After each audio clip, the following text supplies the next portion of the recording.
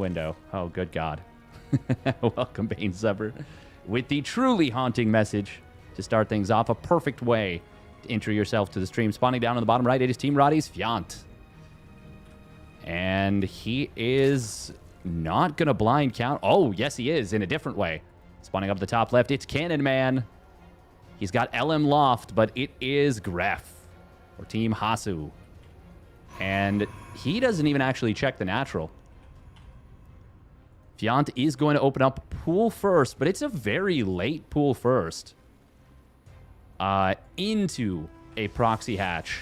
Now, he's actually early enough that he could get into the main. Cannon's building in your loft. Welcome, Ialimo. Oh, this is big. Okay, he kept the first Overlord at home, brings the second Overlord out. And, I mean, this is already spotted so early. It is going to be a double gas. This is going to be Roach Ravager. And there are many ways to try and blind counter a Cannon Rush. I feel like this is probably one of the most effective ones. Probably could have canceled the cannon, honestly. I'm here to haunt your dreams. It is going to be 2 on each gas for now. Obviously, Roach Warren goes down early. You don't have a crazy number of drones, so it's reasonable to not fully saturate these gases right away. Oh, this pylon, I didn't even think of this, is so good against this specific kind of response. There's going to be 2 cannons here. Oh, this is a lot of the game plan of Fiant kind of bopped immediately. Oh, cancel the second cannon. Nice.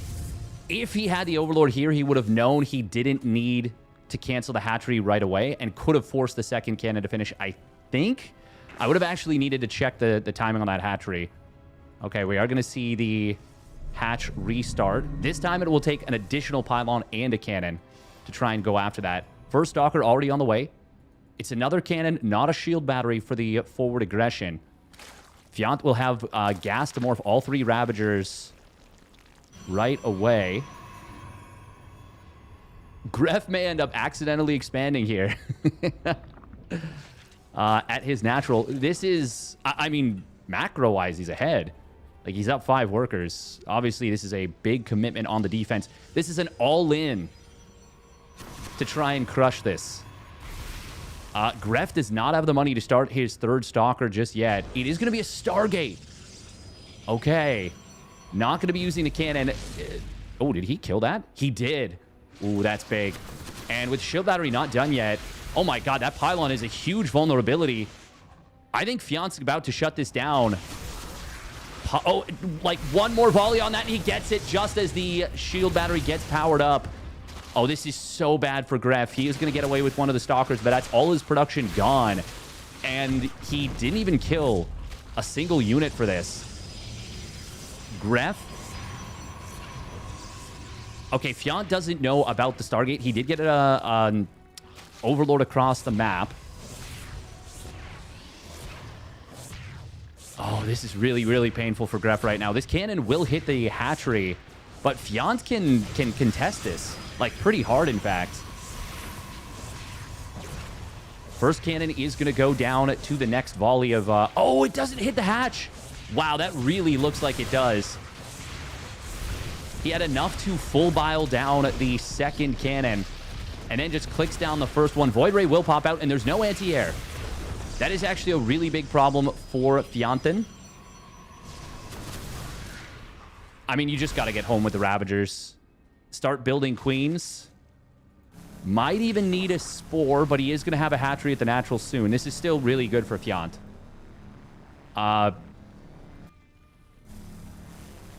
Did he? Yeah, he targeted down the Overlord. Okay. Oh my God, Fiant! Oh, Gref almost got caught. Schnoozin. He will get caught with the Stalker on Schmoove command. Corrosive Bile is going to be able to take down that cannon before the 5th Ravager dies. Proxy hatch does go down. It was a bunch of Lings being made. Honestly, I don't think Lings move the needle for you really at all here. Unless he wants to try and take down the Nexus.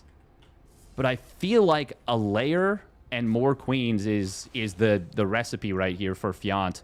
Also, he has got way too much gas. He stopped mining it now. Actually, I think he stopped mining it a little bit ago. He might need spores. This is honestly quite dangerous for Fiant. Now, the Void Rays are going to come across the map. Okay, I said the Lings wouldn't move the needle.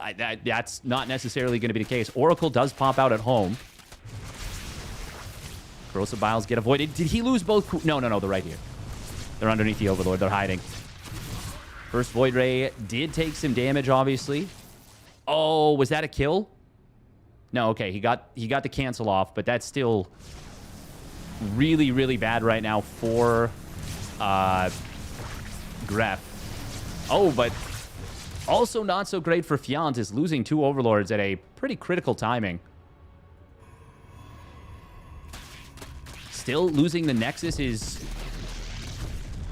Yeah, it's more impactful. It is double Stargate Void Ray. Gref going to be going ham with that. It is kind of tricky to switch gears on a dime with something like this. As well, I guess as both players, honestly. But the Void Rays are... It's a relatively simple follow-up. But making sure you have enough to contest the Void Rays. Obviously, those Queens are tanky. The Transfuse is going to be extremely powerful. But it is easy to underestimate the power of the Voids. Still no layer coming in, by the way, for Fiant. Oh, there we go. There we go. Just now after this last Queen pops. So he's up to 5 Queens. Double Oracle coming through behind this. That's... Huh. I mean, the Oracles are actually going to be more effective at killing the Queens. Straight up. But obviously, they're dependent on energy. That drone barely getting the morph off into the 3rd hatchery. And there it is. There's the fleet beacon coming in. Gref is getting very low on resources in his main. Fiant, because he didn't have as much saturation and focus, he just now mines out of one of his mineral patches. Actually, I'm kind of surprised that Gref is already got 2 of the mineral patches gone. I wonder if there's something funky with the saturation, like he had a triple saturation on both of them. Maybe. Fiant isn't outmining his opponent by that much. And now that the Nexus is actually done, he's not going to be. These Oracles, I think they're going to try and dive into the main. Oh, he's going to focus the Spore. Good pullback there. Transfuse. Oh, no, he's going to lose one of the Oracles. That is brutal. If he had gone straight for the 3rd, there is some strong potential that this could have... Oh, no. Oh, he loses another Oracle. Getting 7 drones in a low eco game like this is... Well, it's not low eco anymore, but relatively low eco is decent. But you can see it's already back up to a 7-worker lead for Fiant, and he has that 3rd base now done, taking a 4th as well. Scout's going to come in. It is going to be a scout on the carrier transition. Are under attack. It's not the fastest +1 air for Gref here, so he is not in a comfy position.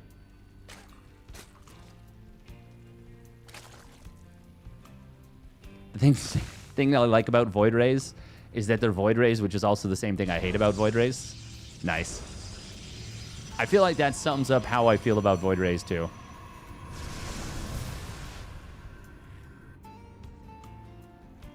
+1 Flyer Carapace coming in here for Fiant. And it is going to be 7 Corruptors. I wouldn't hate if he just started the air upgrade and then went into more drones and didn't pop out his Corruptors right away. Or more than anything, just prioritizes droning up and upgrades. The Hydralisk then, I think he just made this as a precaution.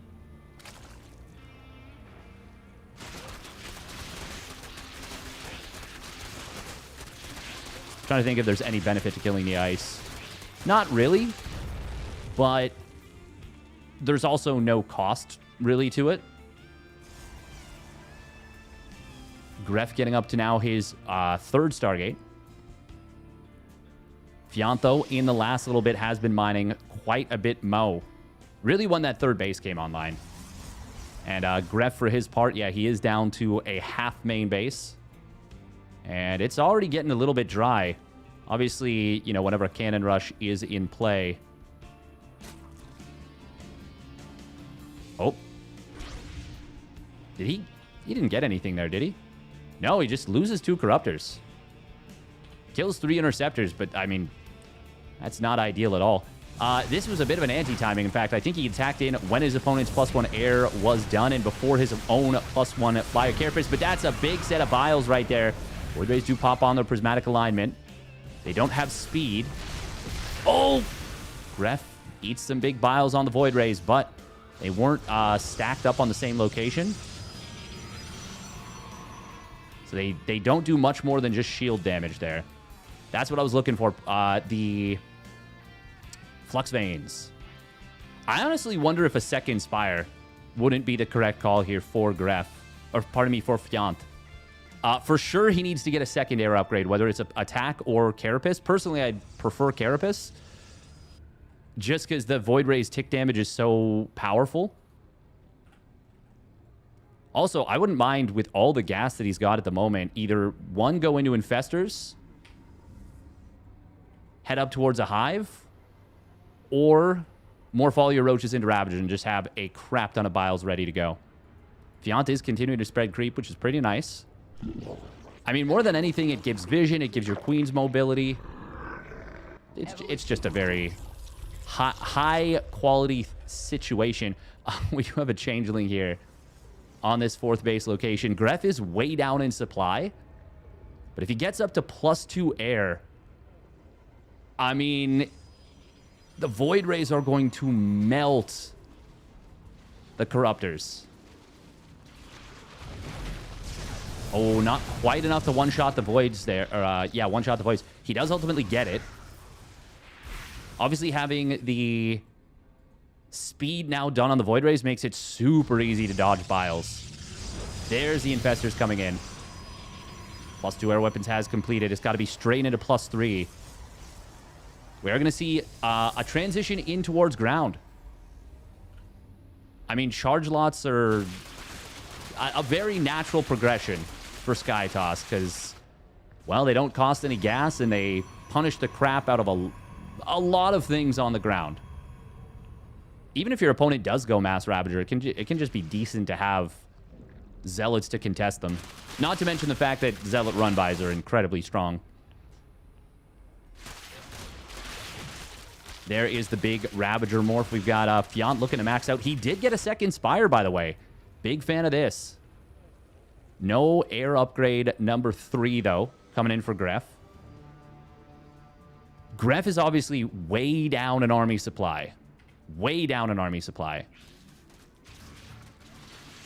Infestor Corrosive Bile can be so deadly for Void Rays. There's the big fungal growth coming in. Corrosive Biles! Oh, he does get a big set, and that just obliterated Gref. Oh, we didn't even get to see the battle report right there.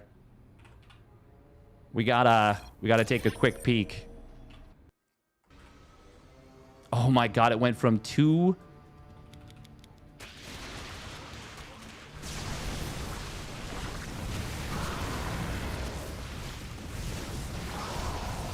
to 12 in moments. Very well done by Fiant.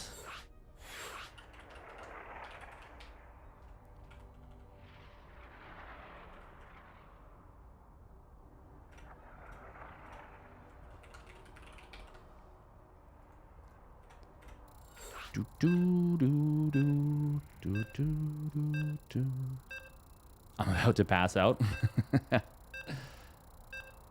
Because the Biles were so cray-cray. They were pretty darn good.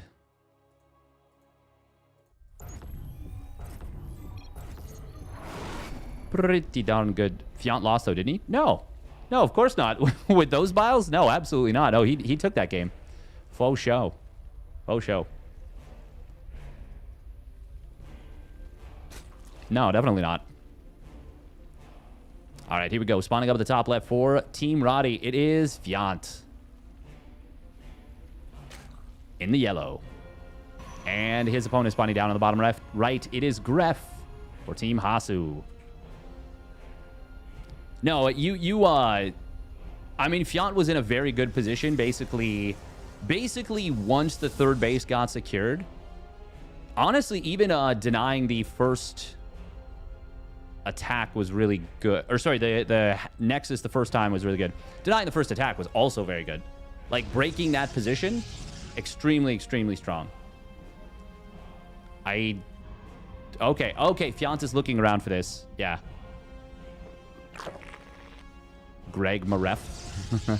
Mr. F. Mr. F. Even just forcing this double pylon wall is actually really good, I would say, for Fiant. Delays the gateway a decent bit. Even going to force the second pylon to get dropped there for just a little while. Meanwhile, it is the proxy hatch once again. Now, this pylon, can you even build cannons on the low ground? I feel like you should be able to, but I'm not 100% sure.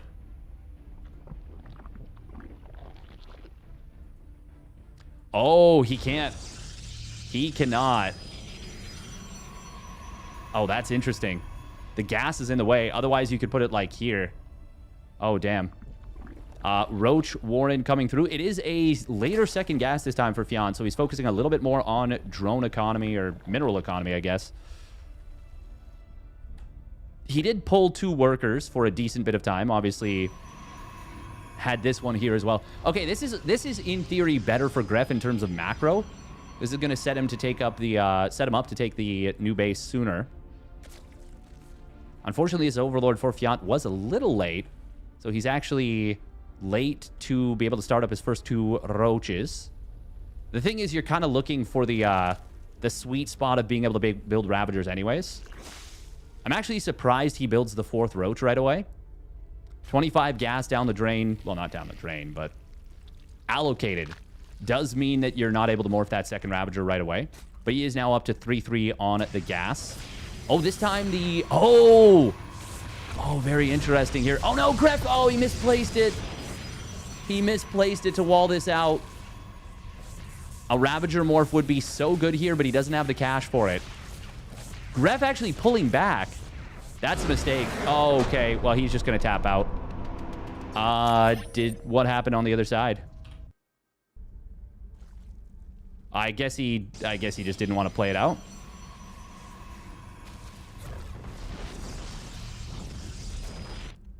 I mean, obviously, this was going to get broken soon.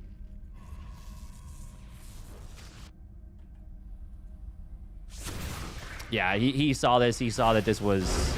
Yeah, okay.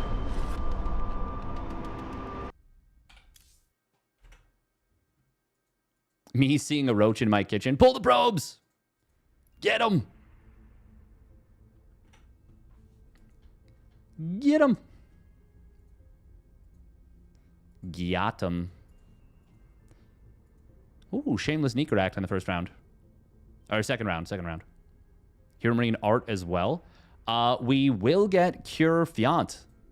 We're going to head down over to the NA Soiva for that one. I think we do. Have HeroMarine and art already started? No, they haven't. We could go for that one. That ain't a bad match. That ain't a bad match at all. At all.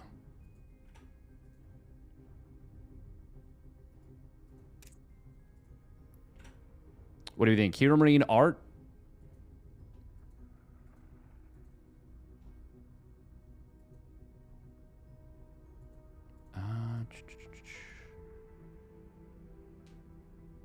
Celsius beats Seb. Oh, damn. That's a nice dub for Celsius. Obviously, he is a very dangerous player.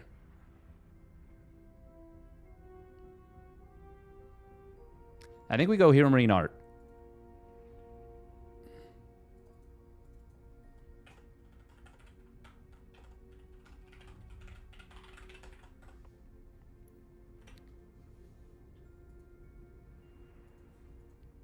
Do.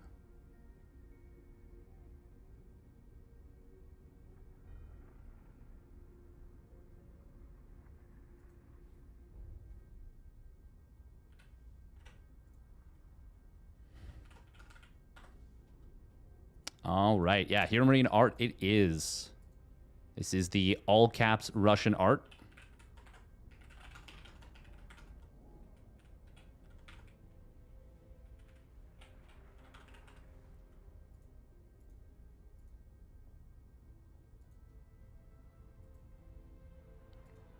HeroMarine obviously a bit of a warrior. Bit of a Monday night weekly fighter. All right, minute and a half of ads real quick. Who win this best of 3?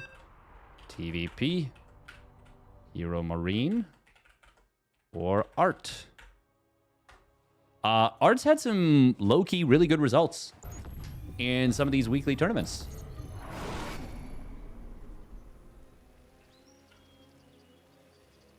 All right, here we go. Spawning up in the top right, it is Mousesports HeroMarine in the red.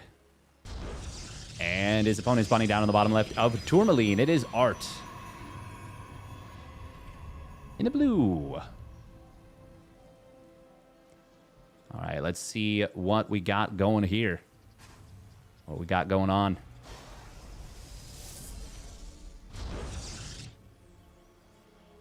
Tourmaline. I do love these like lush, verdant green maps.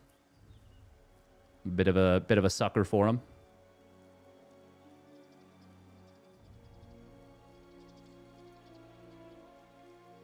Tourmaline's a really interesting map. It's very much a weirdly symmetrical map. Because it's like sliced corner to corner. Corner to corner symmetry. Oh my god, command center first. Oh, HeroMarine is ripping out the greed. Damn. Gonna force a very early SCV pull. Oh, it, oh. Bop, bip, bibbity bop.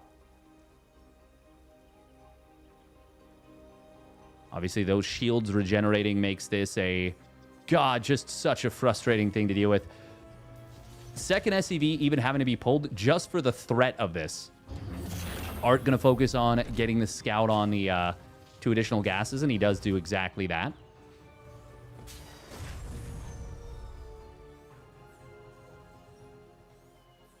If he didn't take that extra shield damage... Oh my god, he's going to get it! Oh! Don't let it get away! Don't let it get away! No way. Okay. Not good enough cornering. He kills the SCV. Yes, it is indeed Portiforion. Oh, man. Killing the SCV? I mean, that's a big nuisance. Didn't delay the command center, though. Not really. Did force a lot of lost mining time. You can see Art actually... Wow. Kind of significantly ahead in income there for a little bit. Huh. I guess because there was no orbital command right away. Interesting. That's not something I don't really think about in terms of command center first, is that your orbitals... Like, you get the 2 at once, which is really nice. But the first one being significantly delayed... Like, there's a cost to that, obviously. Oh, Art gonna drop a very quick 3rd Nexus. I do like this. Oh, two workers a little bit lazy, as it would turn out. It is a very quick starport, all things considered, off of this. Full scout for the Protoss player. He is up 5 workers, even with the command center first. HeroMarine's got to be careful, obviously, with these Marines, but I feel like he's more than anything trying to bait these units into sticking around so that the Cyclone could potentially get a cheeky lock-on. Shield battery at the natural, so definitely the threat of this this quick starport is not being underestimated. You know, it could be a very quick medevac, little Marine Cyclone push, and with just 1 gate into a 3rd Nexus, I think it's a good call. Obviously, more gateways coming online. Blink is very fast for a 3rd Nexus of this timing. And very valuably, Art has gone up into this Robo facility, which is going to be really important against the Cloak Banshees of HeroMarine. Big Gabe going to try and get some work done. This barracks is not going to be able to be productive beyond just building a Marine at a time until this Cloak Banshee completes. Oh, he's just going to set it up to swap over. But I mean, it's... Yeah, it would have been more valuable in theory to have it building a Marine. But he's supply blocked anyways, or he's at full supply.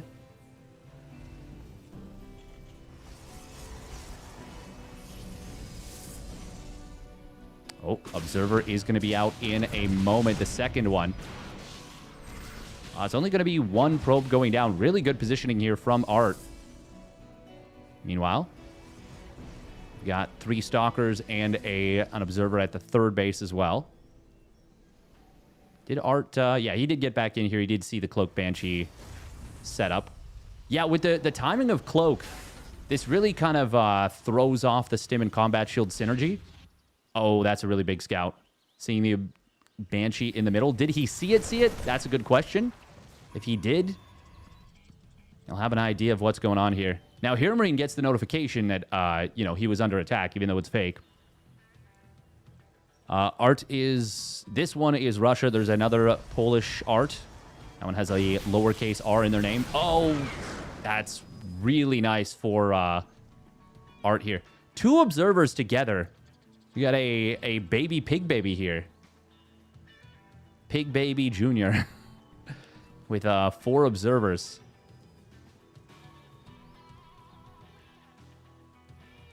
Very important not to keep those clumped up. Oh.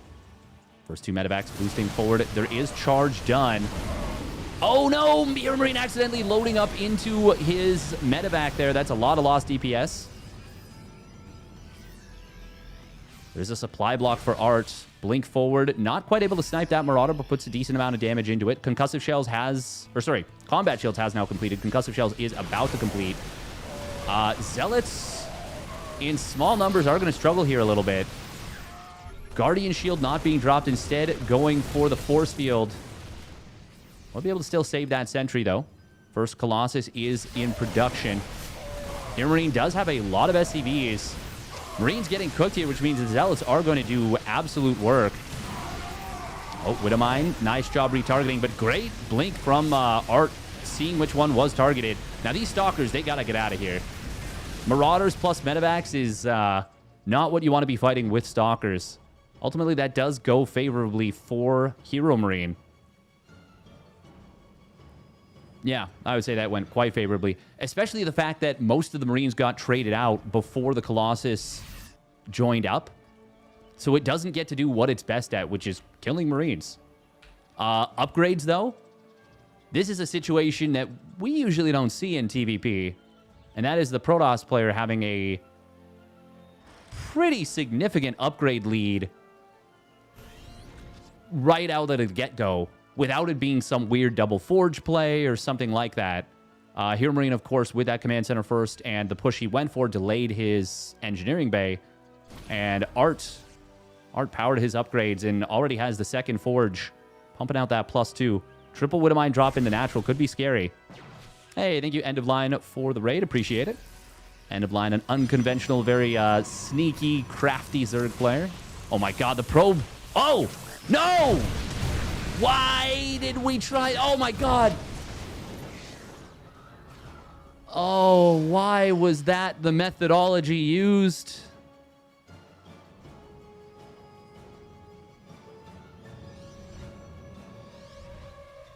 Ay, ay, ay. Oh, that was a brain fart and a half right there. Out of art. That one hurt. That one stung. So what he was trying to do, of course, was stack up the probe so he got enough DPS to kill the Widow Mines. And, I mean, if that works, he looks like a freaking genius. But, obviously, it did not work. And, yeah, he just ends up with a bit of egg on his face there. To be as polite as possible about it. Now, this is still a very scary attack. He's got an upgrade lead, and it's not a bad one. Colossus... No, there's not a great answer just yet. 2 more Vikings just popped out. 6 is a decent number for just 2 Colossus. Plus 2 weapons will complete.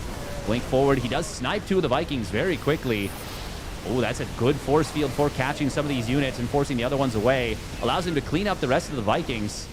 There is still 1 Colossus alive. This attack from Art with the upgrades. Really, really putting in work. Obviously, losing those 15 probes sucks, but the follow-up is very powerful. The Archons actually... There's, like, no answer to them whatsoever. I think Art's got him in game 1. Oh, that's a nice blink forward. Seeing the Vikings pop out with the Observer. Art gets to just see everything right here on the battlefield with this Observer. Even where the reinforcements are, thanks to some Zealots getting into the natural. Gabe just doesn't really have an angle. He's going to have to pull the boys and hope for the best at some point, but there really isn't an opportunity that's been given to him just yet. Trying to get as much mining as he can. Repair is happening on this command center, but during all that, Art continuing to go after the Vikings, which of course is a great decision. And now even the reinforcements are getting overwhelmed by the better upgraded Zealots. More and more Vikings have been picked off. Really, that's the star of this whole fight. This entire battle has been... Art's done an amazing job of keeping the Vikings from doing what they need to do.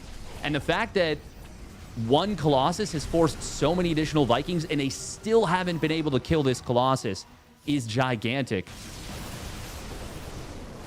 And now we're going to see the dive coming in on top of this base. God, the Vikings still can't finish off that wounded Colossus. Oh, no, that's not even the one that was wounded. Okay, here comes a little bit of a flank. The OG Colossus is still alive. It's finally going to get taken down here. But actually, he taps out before it does. And it... Did it survive? It doesn't matter. We'll count that as living. Very well done by Art. Survived till the end of the game. Art just controlled that position super, super well. It would work versus 1 mine, not 3. Yeah, I was thinking in my head if it would work even versus 2 mines, and I'm not 100% sure on that.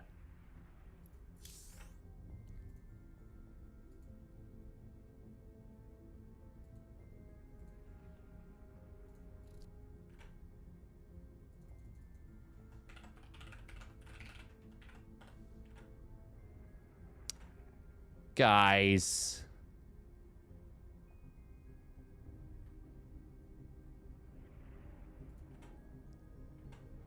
Oh, okay. Art left the games that we can get in.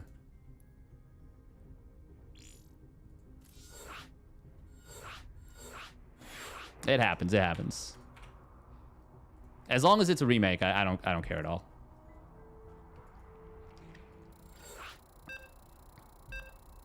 He won thanks to his probe mine attack at the end. I mean, he already carved himself a nice little lead early on. I think that win's worth at least 3 Reddit balance wine posts. That medevac miss micro looked very painful. I do wonder what would have happened if he doesn't pick those units up, because that was a pretty important moment for HeroMarine. I don't know that he would have, won the game, But would he have been able to do enough to knock his opponent more off balance? I don't know. I don't know. It's hard to say because it's a lot of lost DPS at a very crucial moment, and Terran armies that have so many Marines especially can snowball really hard one way or another by just a few units. All right, here we go. Spawning down in the bottom right from Outsports, it is HeroMarine in the red. And his opponent spawning up the top left, it is Art in the blue. Yeah, for me, the Colossus Viking or Colossus Blink Stalker micro was really just quite exceptional. Really quite exceptional.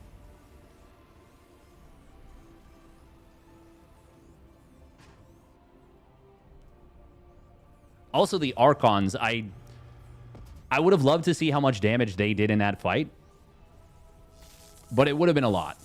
Would have been a lot of damage in that fight. Not to mention just the tanking that they're getting. Especially... Oh, wow. Oh, man. This is already a big annoyance on this probe. He is going to trap this probe in the main. It's going to try and lightning bolt its way out of here. He can still recall this. Oh, God. This is the most annoying probe. This is a hero probe, a proper hero probe. How old is my account? I'm on mobile? That is an excellent question, but I can look that up. Man, this is a big nuisance. If he oh. No, don't let him kill it. Huh. Okay, it's safe. Oh, man, that would have been so tilting.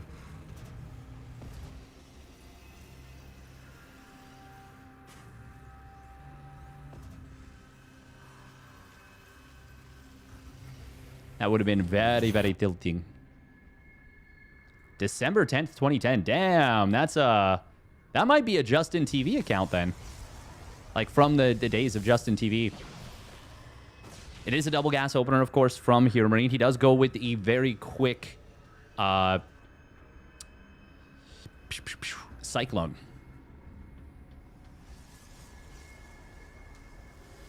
Also, welcome Kindle Cloud Reader, Lithanos MD. Rigel. You lived in San Francisco at the time. That's pretty cool. Yeah, I remember Justin TV. That was, I remember when there were issues. Obviously, Gunrun was their go-to guy. And if there was an issue and he built something into it that if someone typed, or if I think it was 3 different people typed Gunrun into a chat in like a short period of time, people would, or he would get a notification and he would come to the chat and see what was wrong, basically. 2010, God, what a time that was. StarCraft 2 had just come out. EG Idra, GSL at 5 in the morning. Back when I actually was able to either A, stay up that late, almost never, but now sometimes. Either stay up that late or get up that early. I mean, I am more than okay with not going back to that time. Oh, this is cute, by the way, out of HeroMarine. We do have a fake cloak, which obviously there was a real cloak in the previous game. Oh, did he deny the scout completely? He did. That's actually a little bit unfortunate. He does see Stim start up. Wow, look at that. He's got the proper, like, fireflies around the tech lab. That's cool. I think that only happens when you see it start right away.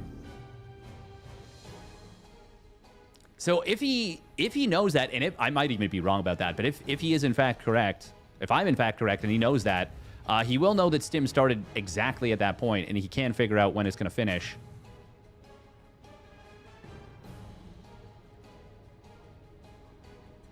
Yeah, no, I know about that one.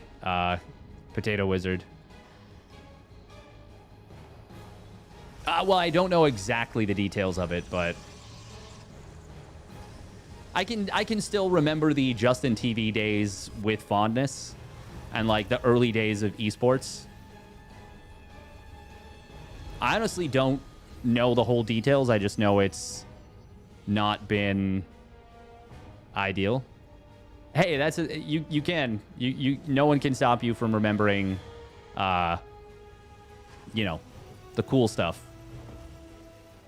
It is going to be a forgeless, very quick Colossus play from Art. Does he have extended the Thermal Lance? No, he does not, and he's not going for it. This is going to be very good against what HeroMarine is doing, which is the super quick Stim Combat Shields play.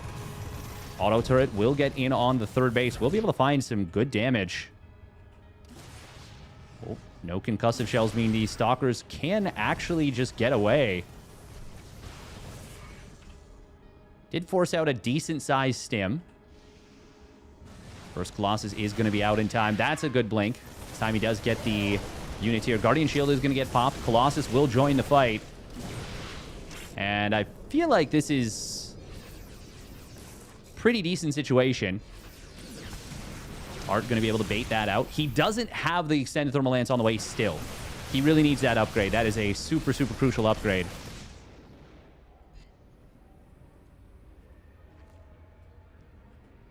HeroMarine is taking a third command center behind this. Okay. Oh, I love this. I was going to say, I really would love to see double forge. Actually, did I say that? I might have even said it. Would really love to see double forge after something like this, after a, I would say, very solid defense. Extended Thermal Lance has started up, by the way. Art, that is a brutal supply block he just ran into, though, at 117. HeroMarine also getting hit a little bit with the supply block. Well, not a little bit, but he can drop the Depot Top Hat. He's got the energy for it, and it's obviously worthwhile to do so. Art does not have access to that. Looks like HeroMarine is just going to wait out the supply block. He didn't have his 4th and 5th barracks, so I guess that kind of makes sense. There's going to be a Viking transition. +1 weapons for HeroMarine. Once again, very, very delayed. Far more than the first game, actually. Who is favored? I would say HeroMarine, on paper, would have been quite favored. But Art is having himself a very good day. And there have been a couple of slip-ups from HeroMarine that I wouldn't necessarily say are... Well, I would say are a little bit uncharacteristic of him. I don't know how much he's playing. I know he is in uni. Oh, speaking of slip-ups, that's a little oopsie. Stalkers weren't paying attention, so he does lose one for that Wood of Mine. Oh. Oh, that's actually really bad for Art. He almost loses 3 Stalkers there. Barely gets away with one, and the other one, it's got a little bit more HP. This time he will have an Observer to see the Wood of Mine. I still feel like I prefer Art's position right now. He is getting a crap ton of gates, by the way. Going up to, is that 13 gates? 14 even. Damn. Art is going to have the 1-1 completed now.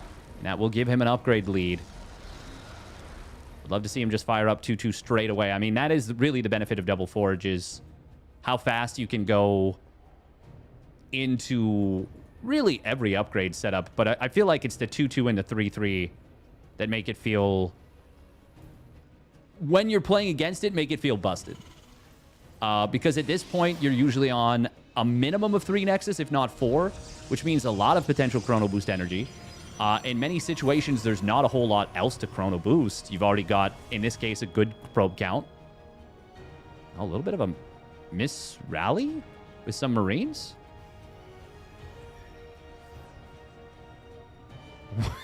What are these even doing here? Super, super strange. Ready to plunder. Coming through. Not sure. Oh, was this just a run by the whole time? Maybe. It was an unsuccessful run by at that. This might just be a really big Ghost Viking timing. I mean, I say it might be, but he's maxed out. Vikings are going to be tasked with taking down the Colossus. With no armor, it is going to be a problem trying to keep the bio alive against the Colossus, but the Vikings have to do their work, and they have to do it quickly. It's a good anti-armor missile to come in. This might actually just work right now for HeroMarine. Storm is done, though. Oh, and there was no EMPs. Finally, some EMPs coming in. Art does step through his own storms, and he gets hit kind of hard. I think this is... Yeah, no, this has worked. This has worked, and it has worked phenomenally. The Zealots on the other side of the map counterattacking. They killed 22 SCVs, but 22 SCVs going down does not matter if the main army is unstoppable. Very nice EMP right there on that High Templar. Energy recharge is available. 2-2 not yet done. And HeroMarine will hit his timing. He will even the series of one apiece. That looks super good for Art in a lot of ways. But HeroMarine, I mean, it doesn't matter about the 2-2 timing if you hit before it. Well done by HeroMarine. It's not even that 2-2 is that big of an investment. Yeah, I think it was just... there can be sometimes an illusion of safety. Maybe you should have run when he got anti-armored. Possibly. But also, it's a little tricky with where he was set up.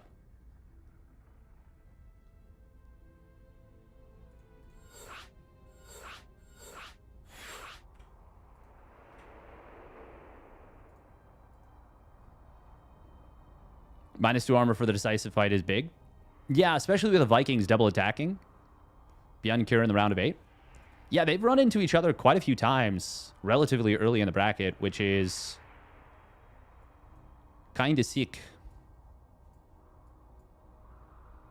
It's actually funny. There are 2 matches from the round of 64 that both went quite long.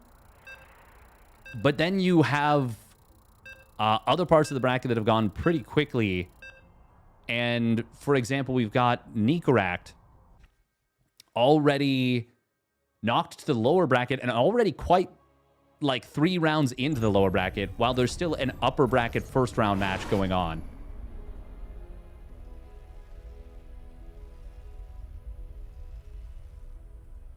I had a sick game in RSL last week. Nice. I have been meaning to get my hands on the RSL replays and cover them games. I'm not sure, Rigel, but I would actually say the Russian Art right now is probably stronger player. I think he's playing more, though. Like, quite a bit more. I'm not 100% sure on that, but I'm just kind of looking at the way the 2 players, from what I've seen of their play, have matched up. Not even matched up, but, like, how they've looked in the 2 games. That's just vibes, though, so could be wrong. All right, here we go. Spawning up at the top left for Mousesports. It is HeroMarine. Getting it done with a very nice Ghost Viking timing. And his opponent spawning down on the bottom right. It is Art. In the blue. Welcome, Giant Orange. Yeah, without that timing, that would have been a very, very difficult game. I do think a lot of why that kind of went sideways for Art is... Oh, very nice little grab right there. Wow, that was actually slick right there from HeroMarine. Oh, trapping the probe with gusto. And Art, if he wants to recall this probe, he's going to have to do it pretty soon, but he hasn't recalled it yet. It is worthwhile to recall the probe. Oh, God, this is annoying.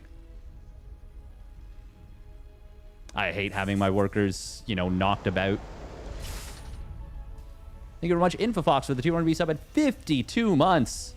Art took a game off HeroMarine. Nice. He did. And he was actually looking real... Oh, cute. Cute drops the heart. He was actually looking really good in game number 2. I think if he does give up the 4th base... while the Zealot run by is, you know, killing a ton of SCVs, and he manages to wait for 2-2, manages to wait until the anti-armor missile has expired. I think it's a completely different fight. But at the same time, if he does that, maybe HeroMarine just kills the 5th base as well. I don't know. I don't know. I wonder if the math on recalling the probe changes when you harass the mineral lines like that.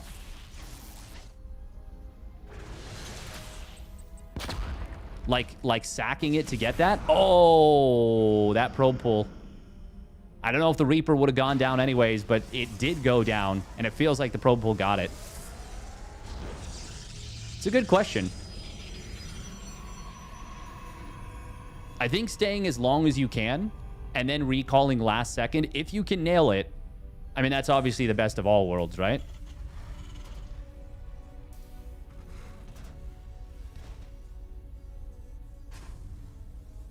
Oh, little bait right here. Attempted into the Widow Mine. It is going to be a straight-up mine drop coming in.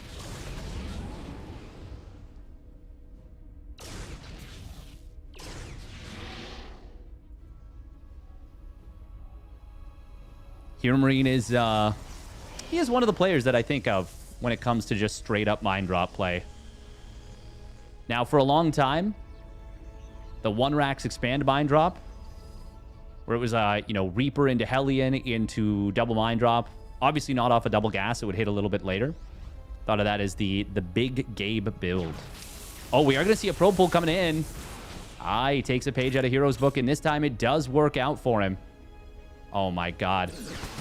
There was a spot where that could actually still hit a probe on the mineral line at the natural. I like the idea of what Art is doing, by the way. It's just in that game number 1, it obviously didn't work out. He won the game, though, so...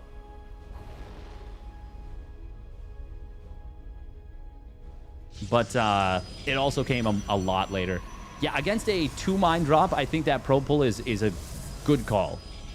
And also, it's very dependent on where the mine burrows. Because if it burrows in here, it's a lot more difficult to get all the probes attacking than if it burrows like here. Even with the stack up. Oh, we are going to see an Immortal coming in. Interesting. Looks like Art has seen a tank push. Oh, wow. He's able to intercept some of these reinforcements. He did lose a Stalker. But we're going to see at least a few SCVs go down. Now, he's going to have to recall very soon. Oh, killing an almost fresh mule is amazing. But once again, he needs to get back home very soon. Liberator on the other side of the map causing quite a kerfuffle. Oh, it's going to kill the sentry. No Guardian Shield available. Art very late on the recall there. That allows the tanks to siege up. Stalkers should be blinking in on top of these tanks. Immortal targeting the far away tank first, and that means the close tank gets a double kill on some Stalkers. HeroMarine getting way more value with this than he should have been able to, thanks to a little miscue from Art. Ultimately, though, it is still going to be a good cleanup and a good defense for Art. He comes out of this with an 8-worker lead. Keeps the third base alive. Drops the double forge immediately. HeroMarine did cut his losses a little early and saves that medevac. And he's still got his second and third barracks already done, and stim and combat shields are quite far along. So it's not like the tech of HeroMarine is terrible. He wasn't as committed to that tank push as I would say like someone like a Percival would be a lot of the time. And the gateway count is not actually that high. Art, by the way, has... Why does he have so much free supply? Did he, like, massively overbuild pylons? Huh. Interesting. If Art can get up to 1-1, obviously that's going to be a huge boon for him. Especially since this is going to be... it's going to be a lot of Marines to start off, for sure. No Colossus fired up just yet. There we go. Could have fired it up maybe a little bit earlier, but it's not the worst thing in the world. Stim comes in, but that early medevac staying alive is actually really nice in this scenario. And it was predominantly Marines that stimmed, so it's not going to take that long to heal this up. More so just the healing throughput than anything. This is a lot of bio. Oh, looks like HeroMarine feeding some false information to Art.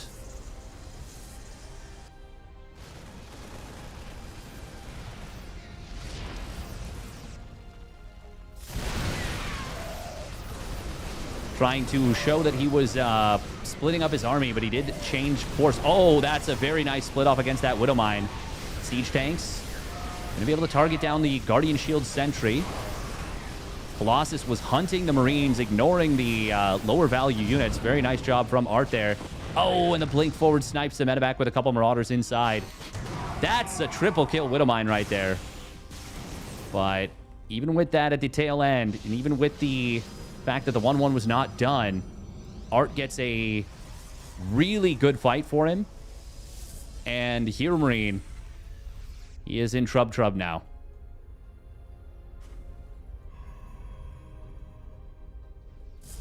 Now, Art didn't have a fourth Nexus during all that. So once HeroMarine lands this third, he will be, well, with Mules, he will actually be up in economy by just a little bit.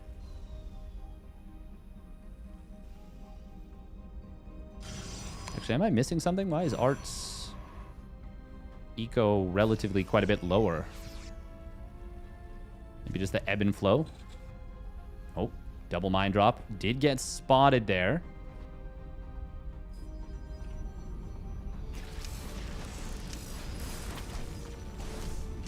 Oh, wow, those Zealots kind of freaking it a little bit. Oh, nice save on this one mine. Good stuff.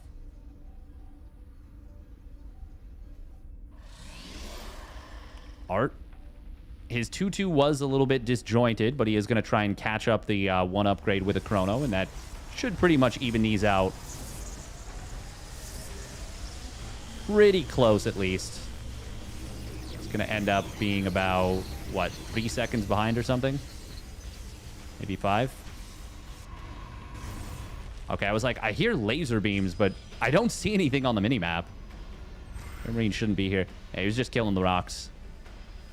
Warping in sentries obviously was good to keep Art alive, but since it wasn't necessary, kind of just ends up slowing down his follow-up transition into Templar. But if he can make use of these with a follow-up push, that will be very strong. That's, again, where there's just 4 Marines in the middle of the map. That's super strange. It's weird that he did it in Game 2, but then super weird that he did it again in Game 3. 2-2 is about to complete, by the way. And that is going to be, I think, go time here for Art.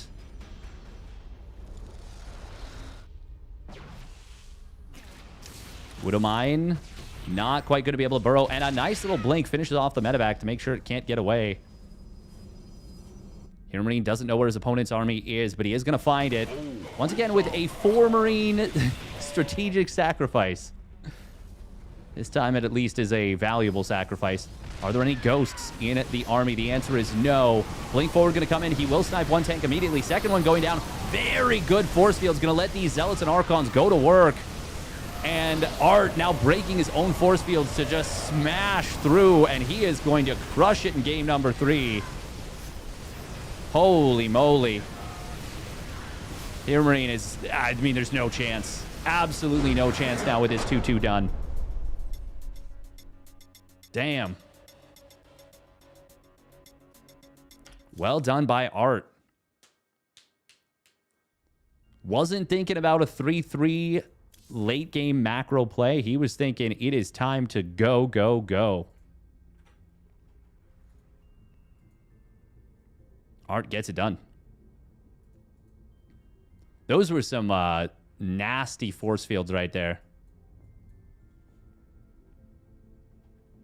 Nasty.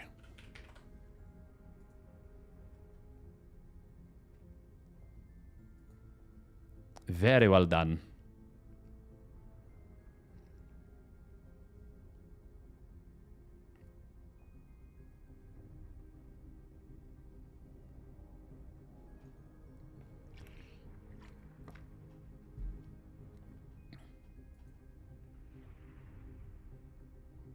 He's building tanks instead of ghosts. Yeah. Just didn't work out for HeroMarine there. Art was cooking, though.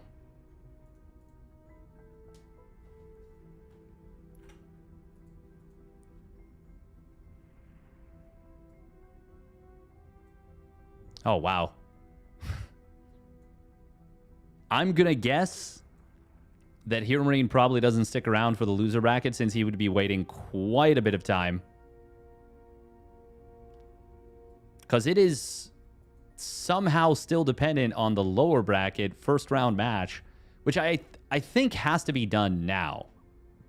Oh man, my shoulder is kind of borkered. After the sim push, he's basically dead though. I don't know if I fully agree with that. I think Art played pretty optimally against what HeroMarine was doing specifically on the follow-up. But I wouldn't say he was pretty much dead. Maybe have a peek at the Beyond Cure match. That's a good idea. Check in on that one, see how far along it is. Potentially join.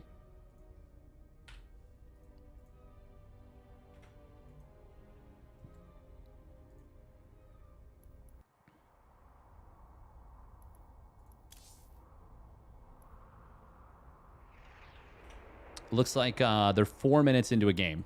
So that could mean potentially a very long wait. All right, 3 minutes of ads real quick. By the way, if you are enjoying and you want to support, would be very much appreciated if you can subscribe. Following as well is obviously great. If you're watching on YouTube, liking the video helps a lot too. And subscribing to the channel as well. All right, we'll see you in 3 minutes on Twitch.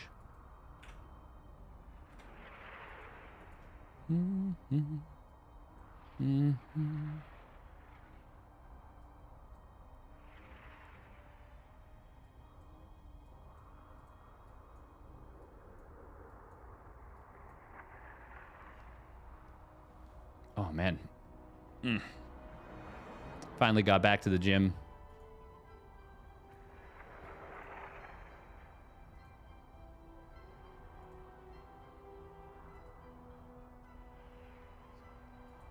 Once again, I'd kind of have to look at the, look in more detail at the stim push to, feel confident to say one way or another on that one. Percival's already waiting for HeroMarine. We could look for Clem Shameless in the round of 16, potentially.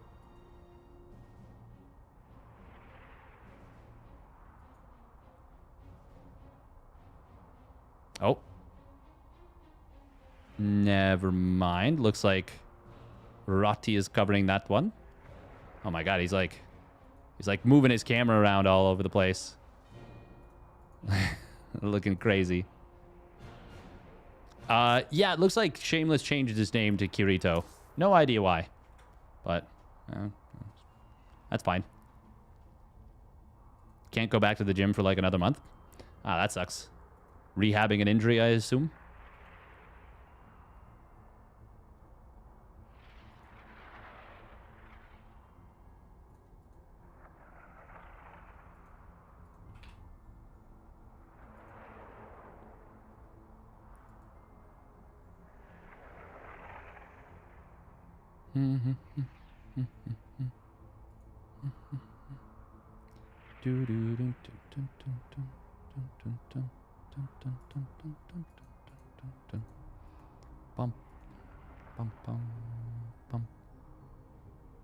Oh, it's a Chinese Zerg. Oh, right. Yeah, no, you are right that Shameless is in the following round. Why was I thinking? I don't know. We're all over the place.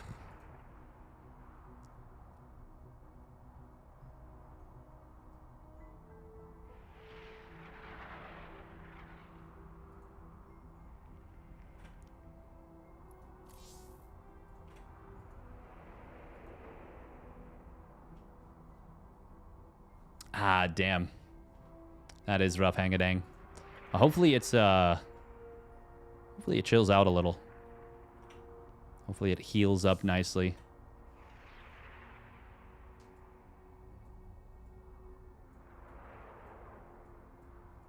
It does seem like, at least for the winner bracket finals, we're if not quite guaranteed, very likely to have a TVP. Very likely to have a TVP. Welcome, Pashka TLT.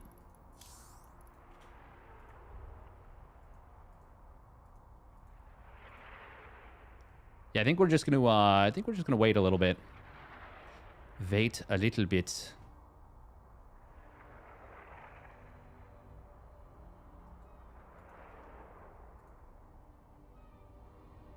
Only time you get out? Ah.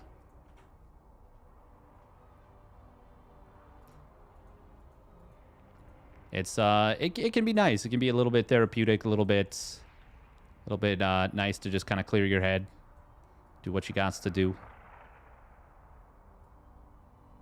Oh wow, Gref Gref is gonna get 3 walkovers in the lower bracket into round 4, basically.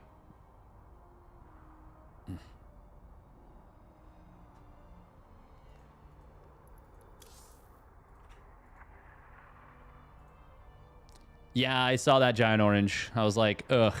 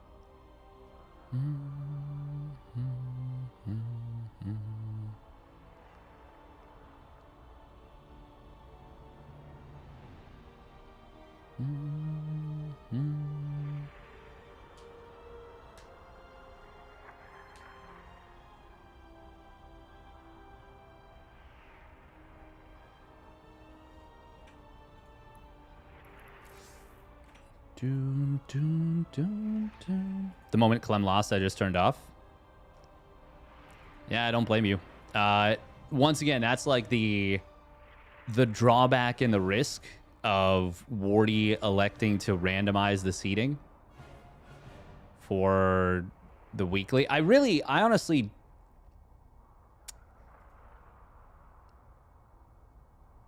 I understand he wants different matchups, but I don't know. It feels a little bit self-defeating. Don't really watch weeklies anymore. I mean, if you're a Zerg fan, there's not a lot to watch for. Is the unfortunate reality of things.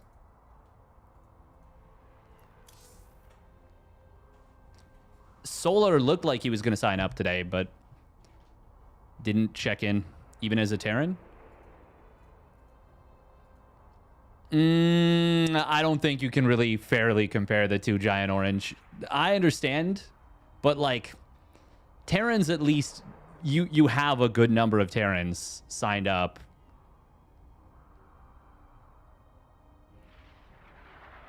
And you're pretty much guaranteed to get some high quality Terran gameplay to watch.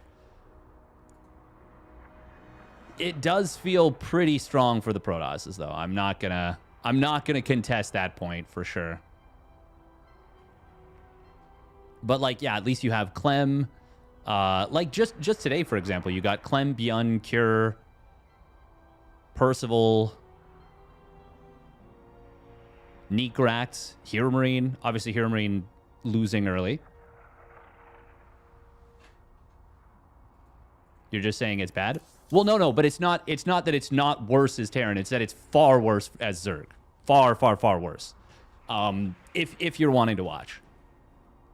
Like, and you're specifically wanting to tune in to watch Zergs. But I won't argue that it's not ideal for Terran fans either. We'd have more Zergs playing if Weeklies... Playing Weeklies if Zergs wanted to play Weeklies. I think it's just the fact that you need to do so much prep as Zerg these days. Go Clem Shameless. Let's watch. I think Roddy's covering that, no?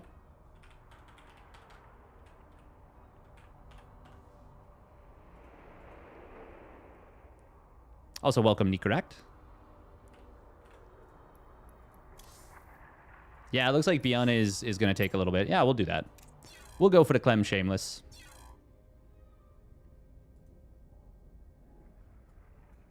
Yeah, I think it's just tough. Because I don't think we're going to have any real changes.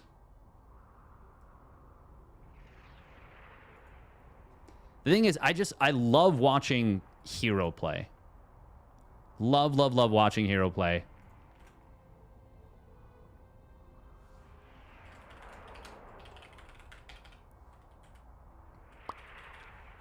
Biddly biddly bow wep.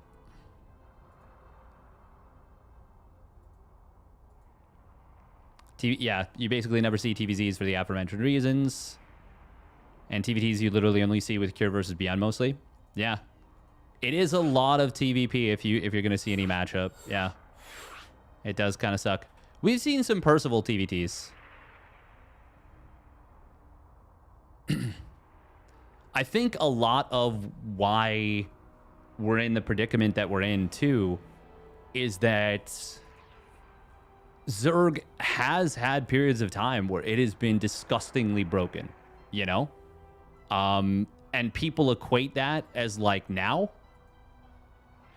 Like, there's people that will bring up balance from, like, patches, like, legitimately 7 years ago. And be like, oh, you know, Zerg is so strong. And the craziest thing to me is when they'll be like, yeah, well, Cyril, so much of his victory came when Zerg was overpowered and blah, blah, blah. And it's like, first of all, not really.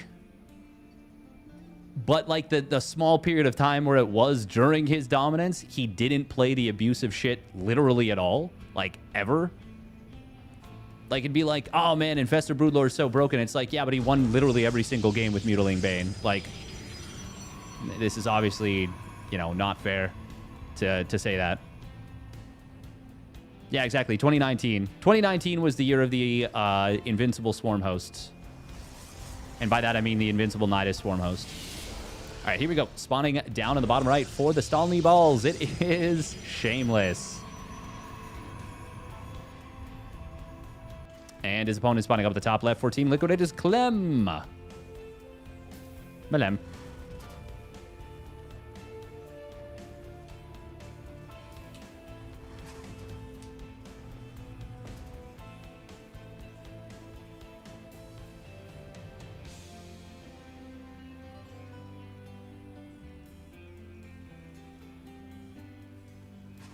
Why are we playing with steel balls? Well, I mean, you got to see those steel balls run. Haha! No spoilerinos, please. I haven't seen it yet. I haven't seen part 1. Actually, what do they do? So, Steel Ball Run just came out for JoJo. And they said that they don't know when the next episode is going to be ready. Which is just bizarre to me. That's crazy. What's wrong with being a JoJo fan? Nothing. I'm a JoJo fan. I mean, there's lots wrong with us, but like, I ain't gonna say. I ain't gonna say it. I ain't gonna hate that.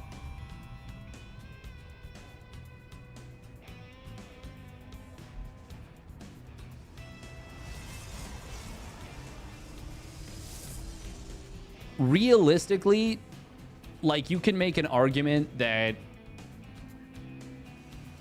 I hate the argument that people will make, like, oh, balance doesn't affect you if you're not GM or if you're not a top pro or if you're not whatever, because it's like, that's not true. You can always play better. Clem can always play better. Cyril can always play better. But, like, there has to be a point.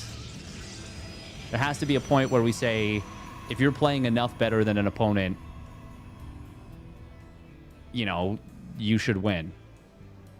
And that obviously applies to Protoss players as well. Like, there have been times where Protoss was playing far better than Zerg players. I would say especially during probably Infestor Broodlord, during the Invulnerable Nidus Worm time.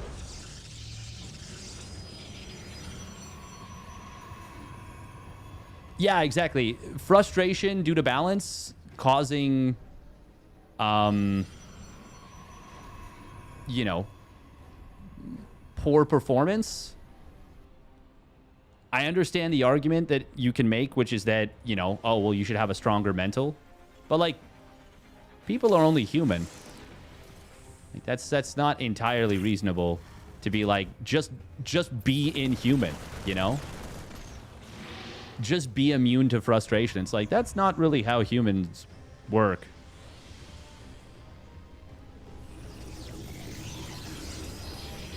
And Zerg should win 100% of matches. Heh. Well, of course. Oh, is this going to be... No, this is probably not going to be a tank push follow-up. We'll see, though. It is going to be a quick mine drop. Oh. Game paused. Just got a quick PP.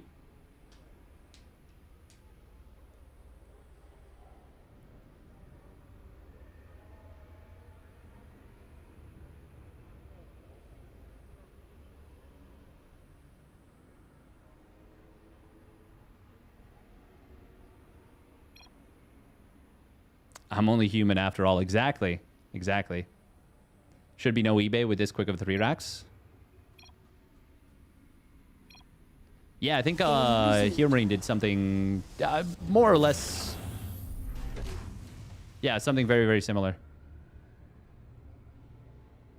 Welcome, Daffy. I'm here. Oh, that's a nice probe. That's a really nice probe. That's going to let these Stalkers get into a perfect position. They were already in a good position, but now he just completely swatched the drop away. Doesn't even get into the main with that.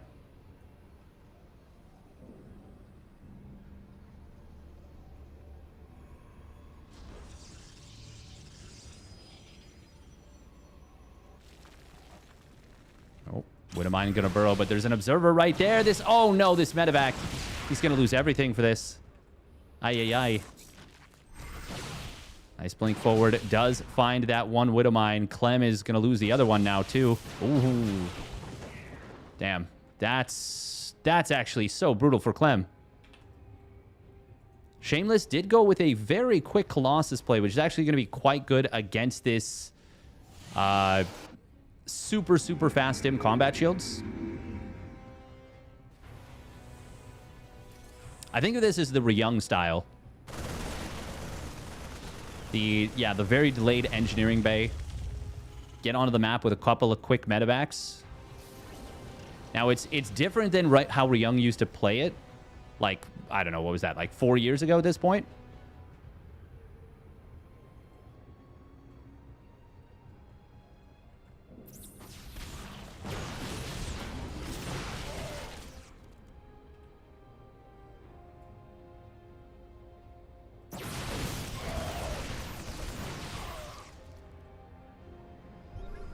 That's bunny approach.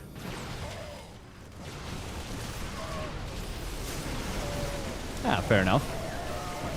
Oh, we are going to see the tank siege up. Dive on top of the Colossus. Not quite able to get it. The Guardian Shield putting in a lot of work there. Ooh, but the scan siege tank shot is able to snipe down the Colossi. No charge done just yet, but it will complete in a moment. Now these Zealots go a-zooming. Getting the kill on that Colossus is really, really important there for Clem. Really needed to get that. Huge, huge, huge play. There was an observer on the other side of the map that has vision of the... Oh, that was loud. Has the vision of this...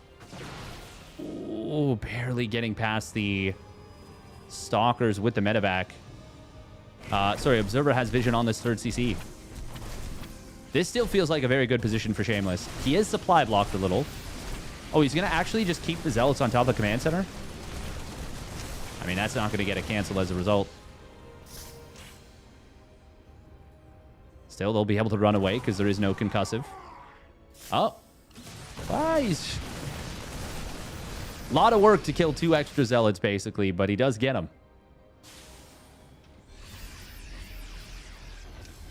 Double Forge, super late for Shameless. He's going into Disruptors. He's got a 4th base very far along. Man, killing that Colossus was super clutch.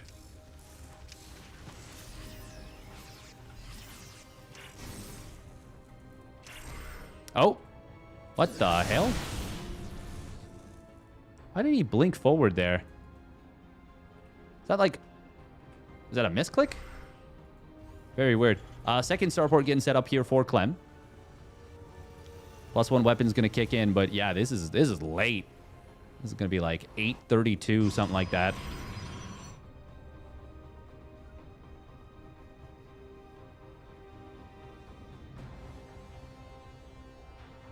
Haha, 8:32 on the dot. Let's go. Oh man, this Marine. Oh, did he get the kill? No, it doesn't look like it. God, the Marauders. I love that they kick up dust.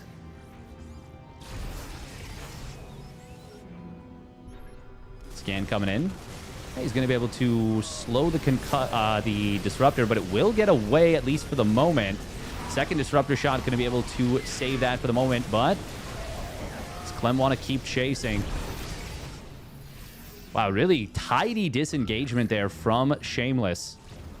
Oh. Clem adds on a 4th CC.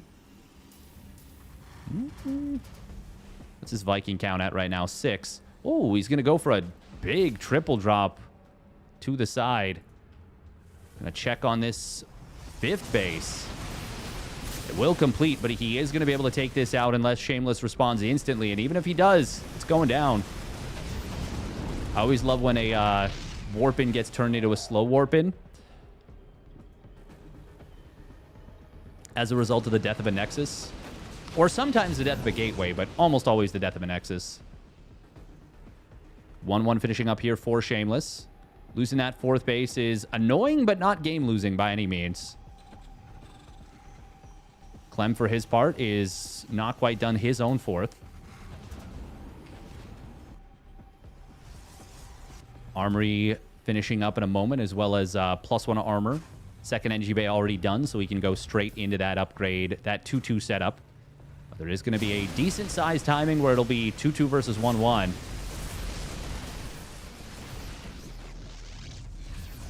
Clem. Oh, he does get the scan. Sees that the army is split up behind this. He's able to snipe a couple of stalkers before lifting up and getting out of there. Making sure that a chase was not really an option. Unfortunately, he didn't get the hot pickup on all of the units. 3 of the Marauders did get left behind. I feel like that's a very easy thing to mess up. It's a lot more of a higher level micro trick than I feel gets talked about. The quick pickup on everything.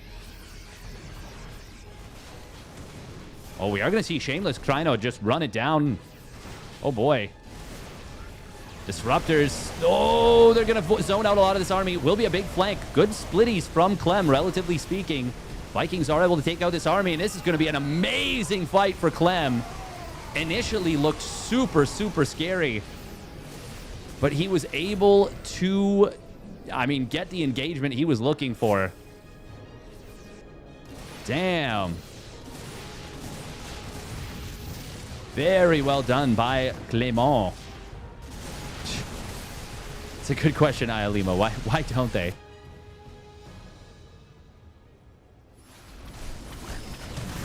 Oh, Widowmine gets a decent shot before getting taken out. Observer, of course, saw it, so... Ooh, good stack up. Good SCV pull. Really nicely done here from Clem to save as many workers as possible. Only losing 4 for... That was like 9 zealots or something. Damn, the cost efficiency. Oh, damn. Nobody does it like Clem. Shameless is still in this game, but once Clem completes the 2-2 specifically, I feel like this game gets... I mean, it's already a really good game for him, but it gets way, way, way easier. Shameless. One of the disruptors does get taken out. Second one was able to land, but not able to do enough.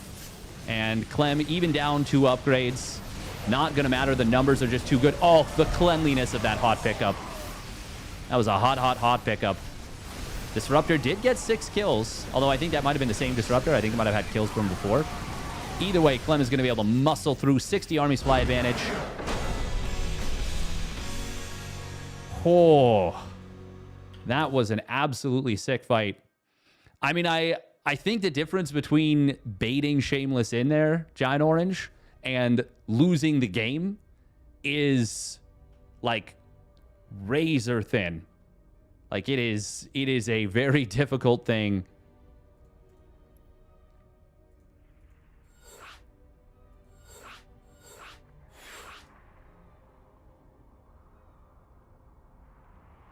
Yeah, I mean, it's honestly, it's a lot more difficult than it looks, RW, to find the right situation to get in there.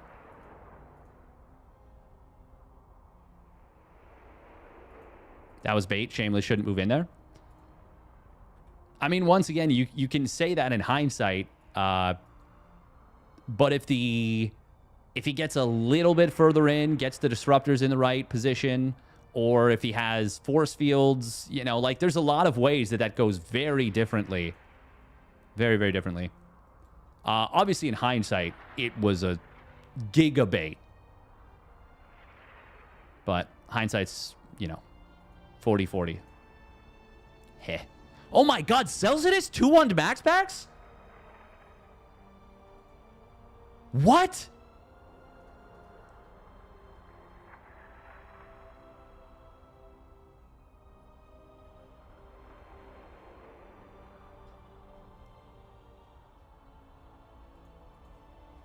Damn. You fucking what, mate? What the hell?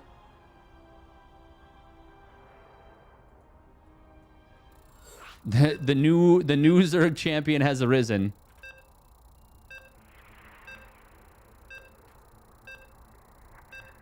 That's crazy.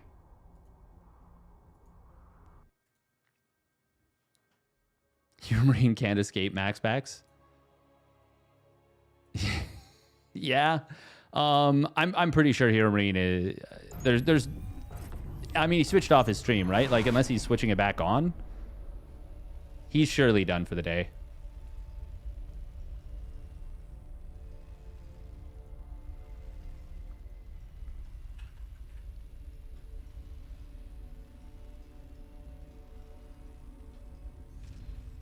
All right, here we go. Spawning down in the bottom right for Team Liquid, it is Clem. In the blue. And his opponent spawning up the top left, it is Shameless for the Stalny Balls.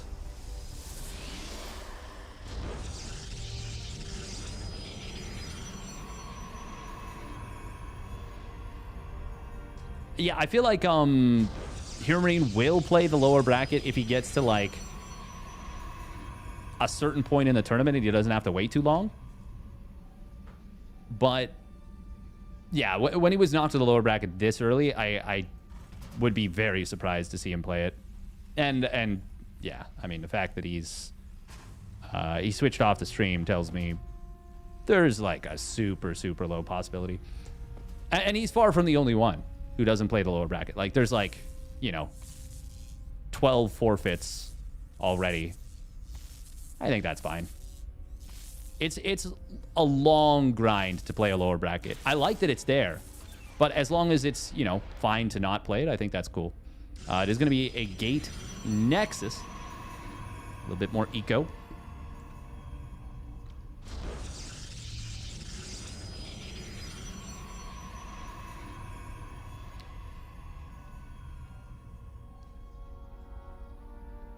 Yeah, I feel like if he's if Big Gabe's, you know, in certain situations he will play the lower bracket, but he's got to get pretty far. Yeah, no, I agree, Eric the Fish. I wouldn't have. I mean, I'm sure he was not expecting Celsius to beat MaxPax. I don't think anyone was. But, like, I just don't think he was going to play that under most circumstances. We've got Shameless getting a little bit aggro here. Are we going to see the MaxPax 3-gate? Maybe, maybe. I mean, a best of one versus MaxPax between MaxPax and HeroMarine, that's a banger in my books, but... All right, does he do the MaxPax Chrono? There it is, yep. The Nexus completes at the natural, and you throw the Chrono down on that Warp Gate.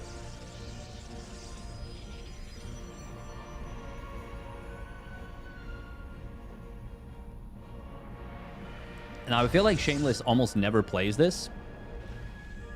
I don't know if I've ever seen him play it, in fact. So it might catch Clem a little bit off guard.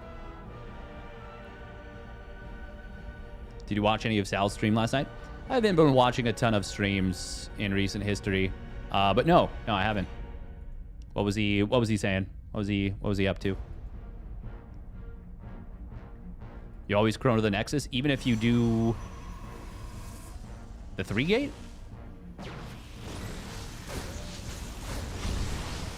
Oh, we are going to see... Oh, wow. Big Hellion shots. 3 Reapers into the main will find some damage. Some big damage, in fact. Really nice grenades to keep the Stalkers juggled. Oh, my God. This is quite nice. 5 probes.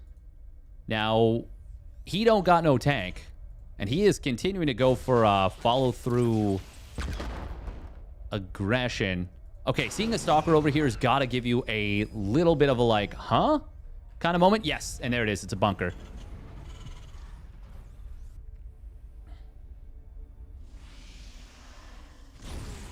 Hellion in the natural might actually be able to get a probe. No, not quite. But that is a little bit of a nuisance here. Oh, and that's a slow warp pylon. He's going to lose at least 1 probe. But on the other side of the map, the bunker's not done yet. This is a lot of Stalkers. Tank just started. Is Clem actually just going to get run over by this? That's a really bad Guardian Shield. Did not need that right now. But if he runs in here, there's like nothing on the field at home. There's a Widowmine drop on the other side, which is going to be a nuisance. Clem doesn't have the ability to micro it. Clem is going to pull the SCVs as the tank is about to pop. Depot does go down. Tank will siege in a very good position. Oh, Shameless sees Stalkers. They are getting distracted here. Widowmine re-burrows at the natural. Oh, he pulls the probes in anticipation of it firing, but it was not ready to fire. Ultimately, Clem is going to survive. Ooh, good tank shot from the high ground. Gets a double kill. No, actually, it wasn't the tank that got the kills, but leads to the kills. Oh, wow. Even the Banshee joining in on the fun defensively. Looks like a Stalker was killed by that mine. Damn. Ultra chaotic situation. And Clem is handling it as beautifully as you could ask. I really feel like he should have died right there, given the situation he was in with the Stalkers going up the ramp when they were. But, I mean, I'm not going to blame Shameless for not being able to close it out when there's a mine drop in his main and it's Clem at the helm, you know? And obviously, I have knowledge of when the tank started and when it's about to pop out. He doesn't. But, that being said, these are the kind of games that, well, they would leave me in a cold sweat, that's for sure. Even now, this is a super playable game for Shameless. I don't love his position, but I definitely don't hate it. Actually, do I love his position? Maybe. He's up 7 workers. He's got charge on the way. Combat shield just started. Stim's only half done. +1 weapons just started. He can go into a robo bay. He's already got the robo facility done. How many observers on the field? 1. Second one in production. Yeah, I'm definitely at... Oh. Okay. We're diving tanks in the natural. Was that a good play? 2 tanks, or 2 Stalkers for a tank and an SCV? Yeah. I don't think he needs to be making plays like that. I don't think it's terrible.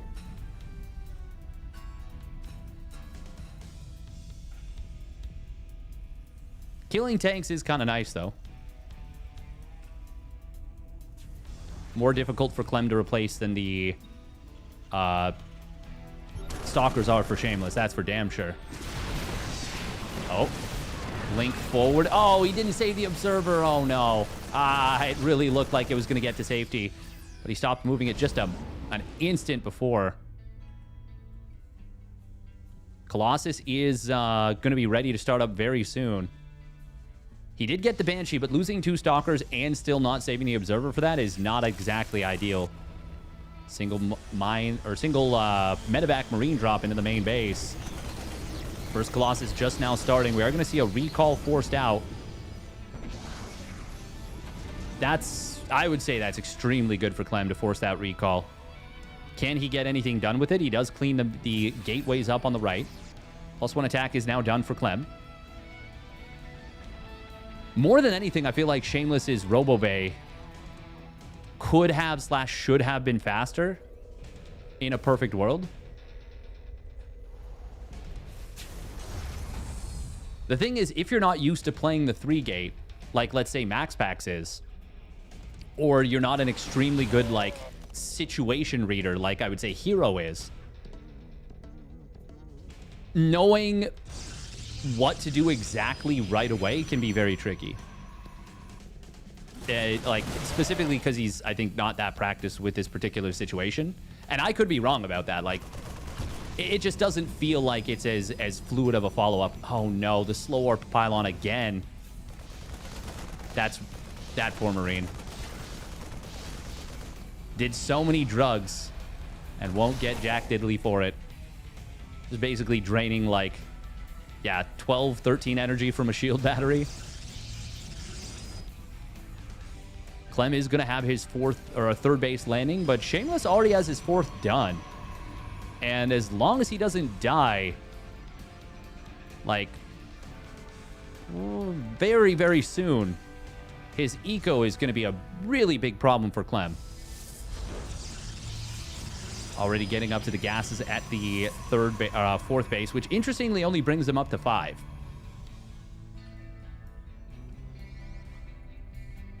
Clem will see if he goes straight into his additional gases at the 3rd. Doesn't look like it just yet, but he's got the SCVs for it. 4th and 5th barracks for Clem just now coming online.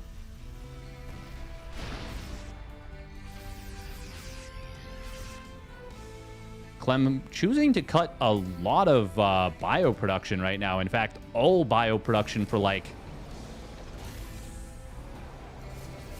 close to a minute. I would be very curious what the last bio unit that he started was, or like when the last one finished. And then he didn't restart until 10:27. Really wanted to prioritize, you know, adding this additional command center, getting his setup towards 2-2, additional Viking production.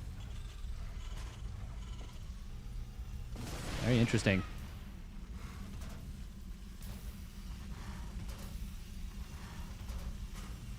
Double expand coming in from Shameless. He does fire up his 2-2. Clem, though, is on pace with his opponent's 2-2.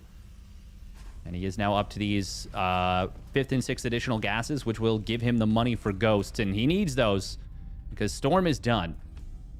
And unless the tanks get some crazy shots, it is going to be really difficult to deal with Storm. Oh, that's a good scan. Sensor tower does get taken down, but it let him know to go for that scan. Zealot's getting into the natural. We do see a blink forward in on top of one of these tanks. Storm is pretty decent. Zealot's coming back into the middle of the army. Shameless kind of trying to wet himself into a good position. Vikings will move through the Storm and get all the Colossus. Going to be able to take down the Prism as well. Second Storm that was on the main army. Oh, okay. Clem is going to tap out there. I mean, I guess he feels like he was not going to be able to maintain army integrity. Huh. Wow. I'm actually really surprised by that GG. Just like going by like the eye test. I think that shows you how good Clem feels that Shameless is at this point, because he against HeroMarine, I think it's going to be really difficult to win from that position. Because part of what makes Terran really strong in TVP now is, you know, getting up that unbreakable army and basically never letting your opponent out-trade you.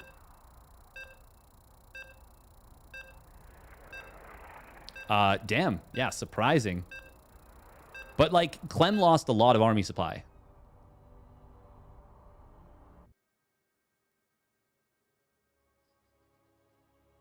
It's more so the replenishment. Yeah, exactly. Ghosts were very close to being out in time. I mean, the storms were really strong there. Oh, rehost. Are they missing somebody? Oh, no, Roddy. Yeah, definitely rehost. Definitely.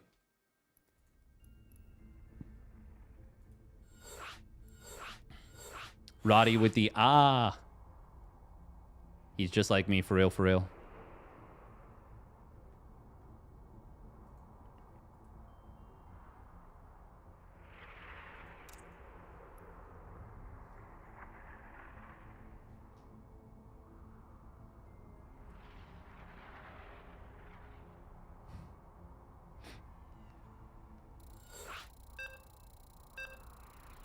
Bum bum bottom. Bum bum bottom. Bum bum bottom.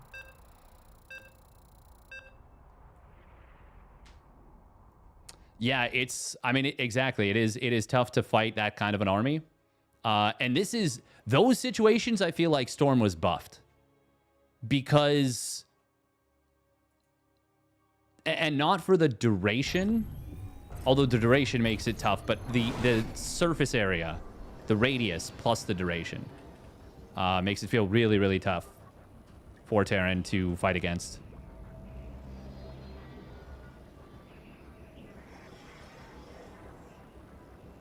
All right, here we go. Spawning up at the top right for Team Liquid. It is Clem. And his opponent spawning down on the bottom left. It is Shameless. In the red.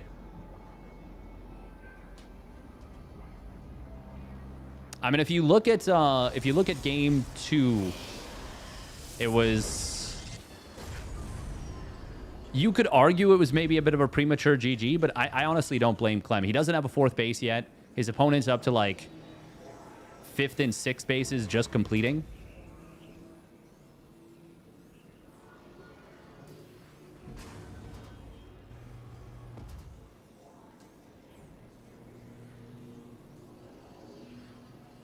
You asked me to cast this so I learned how to beat Shameless. Oh, rip. Special's going to say switch to Protoss. Make battle cruisers and mech. Oh, okay. Heh.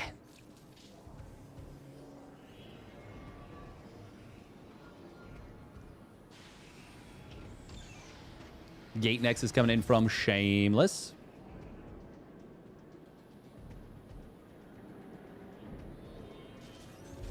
You mean it worked once? No. Twice. 100% more. 100% win rate and 100% more than anticipated. Doubling your success. We're going to see I feel like I haven't seen Clem open up with a tech lab in a very long time. Obviously, it is worth noting that the 3-gate probably made Clem feel super garbage.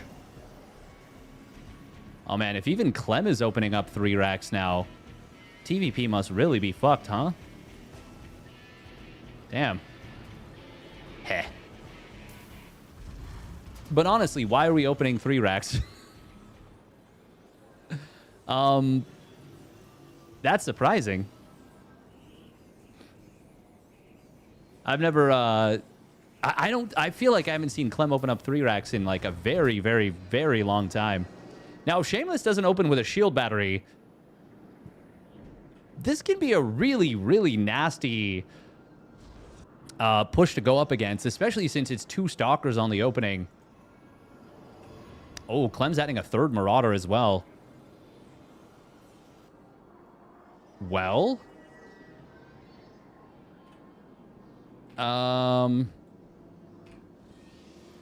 Shameless has good positioning on his Stalker, at least. Which is to say it's not going to get immediately tagged and killed. Oh, nice positioning from Clem. I really like how he pulled back that Marauder. Just kind of tucks it away from the ramp. Where is the 3rd Marauder? Okay, it's not here yet. Shameless going to try and go for this. He gets the kill on the Marauder. It doesn't manage to get away. This is actually going to go very, very poorly for Clem. Yeah, the 3rd Stalker... He needed to kill one of the Stalkers immediately. And with the 3rd Stalker being out, like... I wonder if there's a scenario where he pulls back and joins up with the 3rd Marauder in time. The thing is, that's such a specific scenario. And even then, it requires Shameless to overchase, which he'd be getting to this ramp and then having the high ground. And then I think 3 Stalkers versus 3 Marauders and a Marine. Either A, you can pull back in time, or B, you just get away. Clem is continuing to rally, by the way. He's going to have stim done. His factory is... Well, it started now. So there's that. But Shameless is going to have Blink. Like, real soon. But not yet. Okay. Clem will get 2 Stalker kills. That's really nice. I mean, Army supplies obviously show a big disparity, but a lot of that is in production. What is that? 6 Army supply just in production. There's the re-stim. No Blink back, but Shameless waiting until his units were actually in danger. And... Clem looks a little cooked.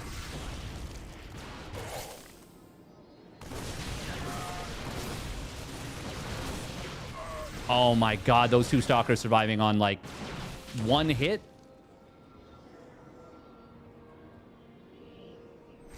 Oh, blinking up the ramp is an insane person behavior. Very bad move from Shameless. That will definitely let Clem get back into this. Yeah, a little bit. A little bit. That was really, really good for Shameless. And he managed to turn it into pretty good. But I mean, the 3rd Nexus is still done before the starport finishes. It's kind of weird comparing apples to oranges there. But,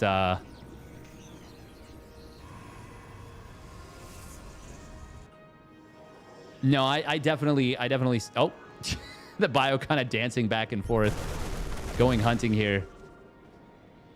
Shameless seemingly accepting his observer's fate. That is a really Artosis pylon. Like, this is him. This is Artosis pylon. Like, first name Artosis, last name pylon.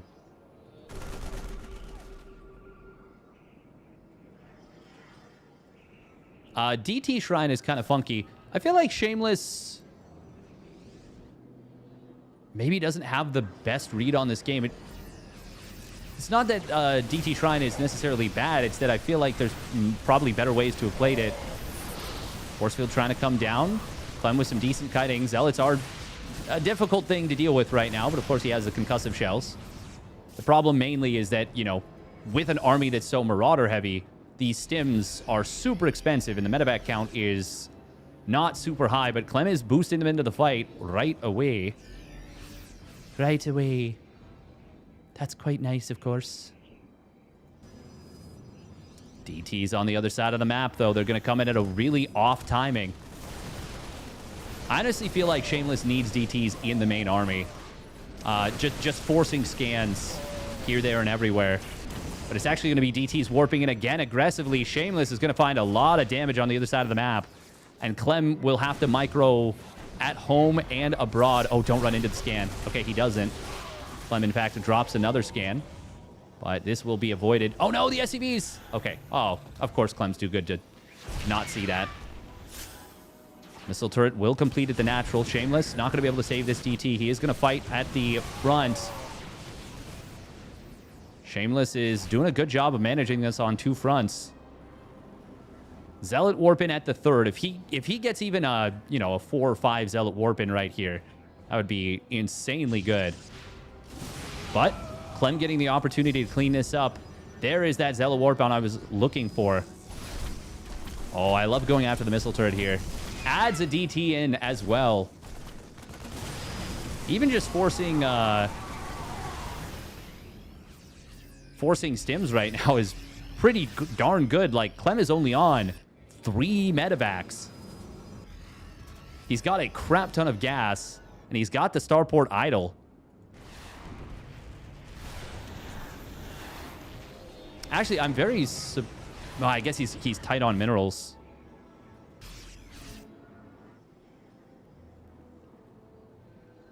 He's actually, like, super oversaturated on gas. There we go. Now we see some more medevacs coming in. Shameless did hold the 4th base during all this, I believe. Yeah, he definitely did. Now 2-1 upgrades on the way. Yeah, Shameless is in the driver's seat.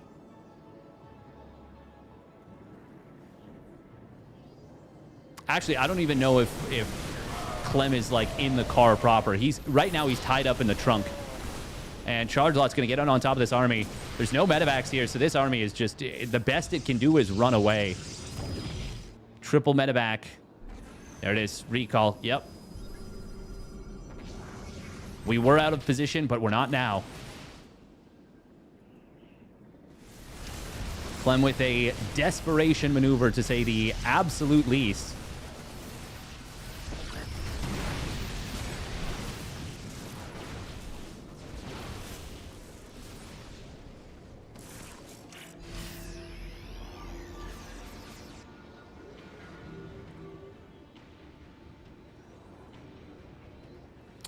At least this canceled the 4th base. Or 5th base, I should say. Clem is up an army supply. Well, he managed to save the whole drop as well. Like, really, really well done by Clem with that drop.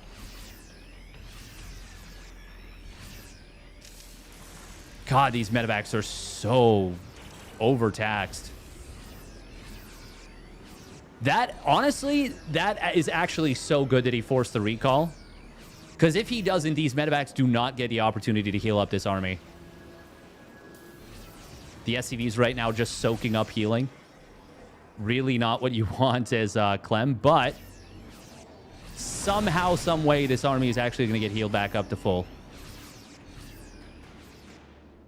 God, these medevac pilots are...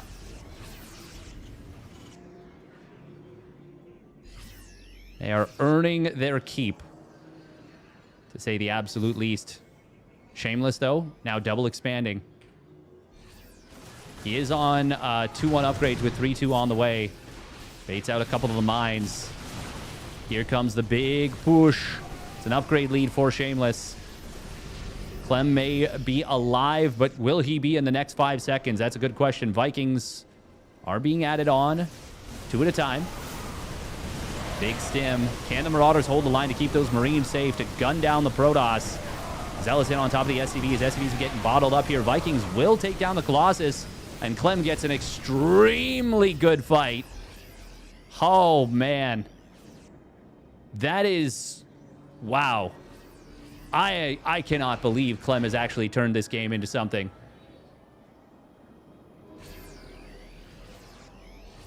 And once again, the medevacs have a Herculean task ahead of them. The energy upgrade, this is the first time in a very long time where I feel like the energy upgrade before 2-2 might have actually been a valid argument in this game. DT getting revealed by viciously slashing at a ghost. I'm not actually even saying I think that's the right call, but we're in such a desperate position, and he needs it that bad that it might have been. Planetary Fortress is now finished. DT Blink would be so good right now for Shameless. He is going to have a 3-2 versus 1-1 timing, by the way. Oh, God, this is going to hurt so hard, so bad. Taking down the Colossus is really, really important. Zealot's getting it on the back line, but there's just so much bio, even out upgraded by 3. Clem once again murdering the army of Shameless. The 3 medevacs that have energy get immediately sent away from the army.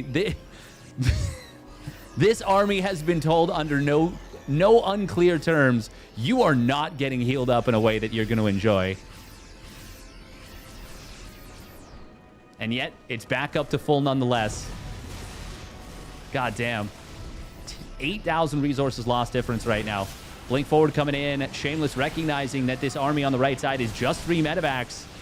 And he's got the numbers on this right side. But, I mean, Clem is super far ahead in army supply right now.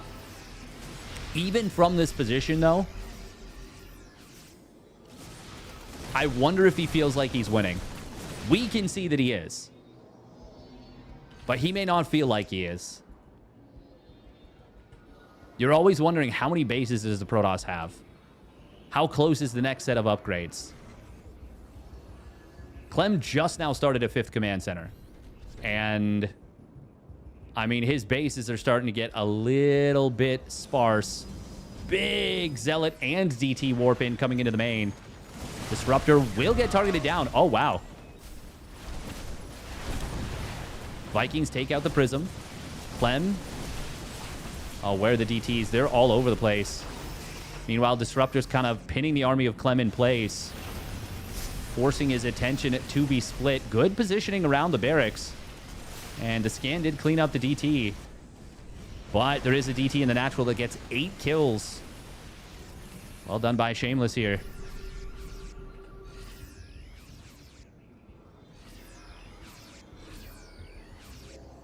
$9,000 resources lost, almost 10,000 resources lost difference. Clem getting very close to his +3 weapons, which is going to bring it down to I mean, shields are kind of in their own place. I always consider, you know, this to not exactly not count, but sort of not count in TVP. Obviously because of EMP especially. It's still nice to have. I mean, I'd always take a shield upgrade over not having it, but... God, this DT is still live in the natural. Really well done from Shameless to, 1, split it off, and 2, not F2 it back. Clem really did not want that Observer getting away. He has started up +2 ship weapons. Obviously, that was delayed significantly. Is he... No, he is on double starport. He's getting a 3rd starport now. Oh, Disruptors. Going hunting. Zealot's getting in to the 3rd base position. Meanwhile... Clem avoiding the Disruptors, avoiding chasing into the Disruptors. Shameless is still...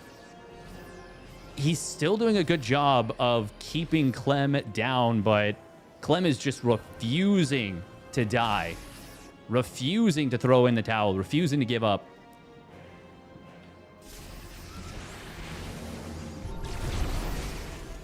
And, I mean, the trades are just so insanely good for Clem. He is down to 55 SCVs. Actually going to sack some Vikings, potentially. And, I mean, there's no Colossus on the field, but that if they do go down, the Vikings, that is, that will open the door for more Colossus. Missile turret is... Oh, a little bit of an oopsie right there with the Prism. But either way, there were a couple of Liberators there with +1 air. They were probably going to take that out before it could get a warp in. This army of Clem... Uh-oh. This is a lot of supply for Clem that is in peril. He does have a lot of supply behind this, but this was like 50 supply. Slow warp Zealots. Oh, God, not like this. Recall going to be forced out as a result. And that will enable Clem to potentially move forward. There's a lot of Disruptors here on the front. We embrace the glory of battle. Clem, though, will avoid the first 2 shots. Second to connect. That's all the shots being used now. And now Clem is going to be able to set up Liberators on top of this, what, 6th base? 7th base? Who can even keep track? 7th base, let's call it. 3-3 done for the Terran. What a game from Clem. And he is now trading double efficiency. Well, actually, we haven't quite crossed that threshold, but he is getting there.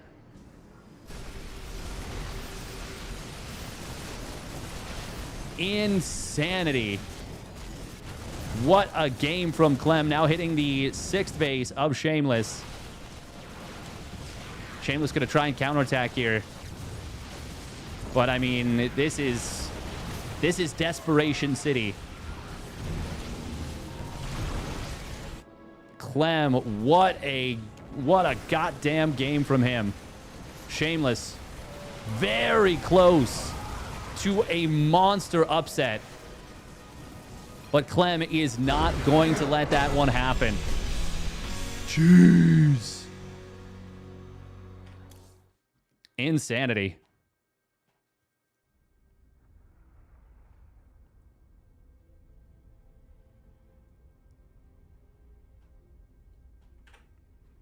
So yeah, that's how you beat Shameless, Nikrak. There you go.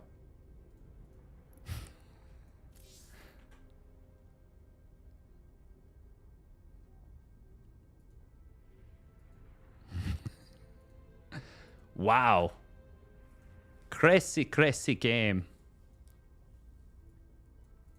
It's going to be Clem Beyond for the next one.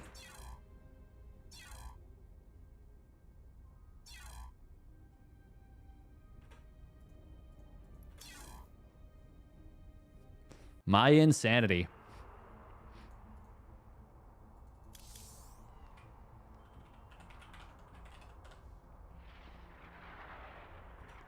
We've all got a little bit of insanity. Biddly biddly bow up.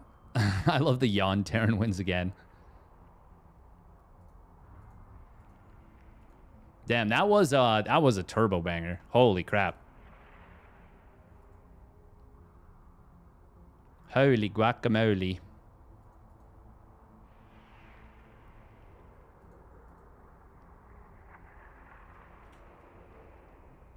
All right, we're going to run 3 minutes of ads. And we'll get into the winner bracket round of 4. Beyond did take down Cure once again. Beyond's been looking really good in TBT against Cure. I'm only human after all. Yeah, exactly. Rag and Bone Man, he really did say it best.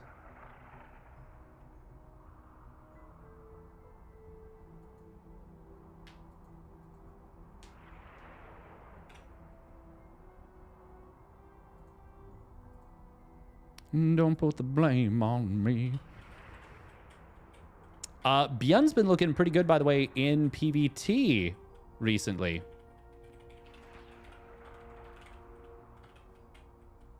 I'll just put round of 5. Winners, round of 4.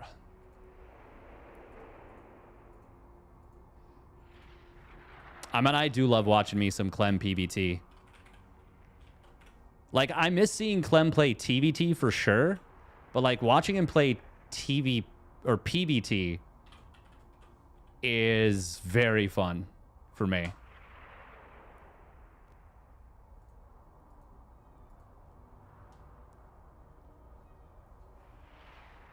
All he needs is for Art to take down a hero. I actually think Art might have done that before.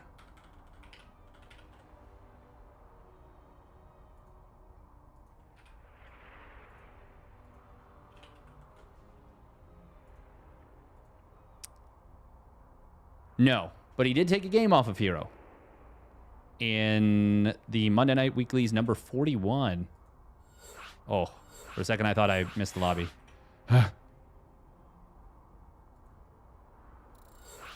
Oh.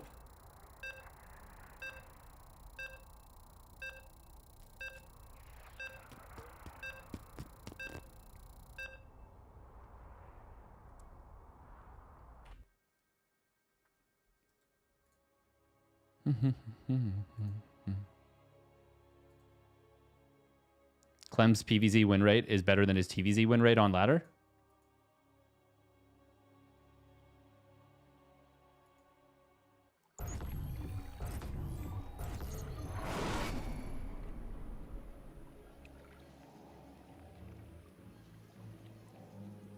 Art.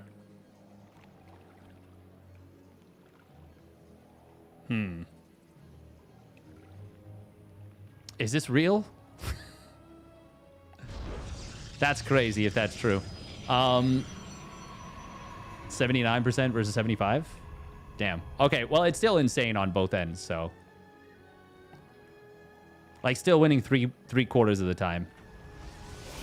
All right, here we go. Spawning up in the top left for Team Liquid, it is Clem. Melem.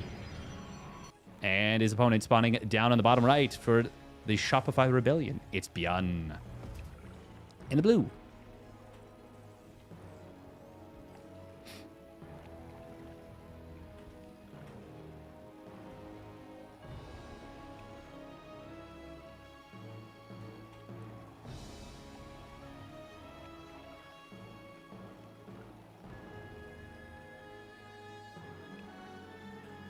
Let's see who we got here. I'm going to follow TKL for a moment on the observing. I just got to run to the washroom real quick.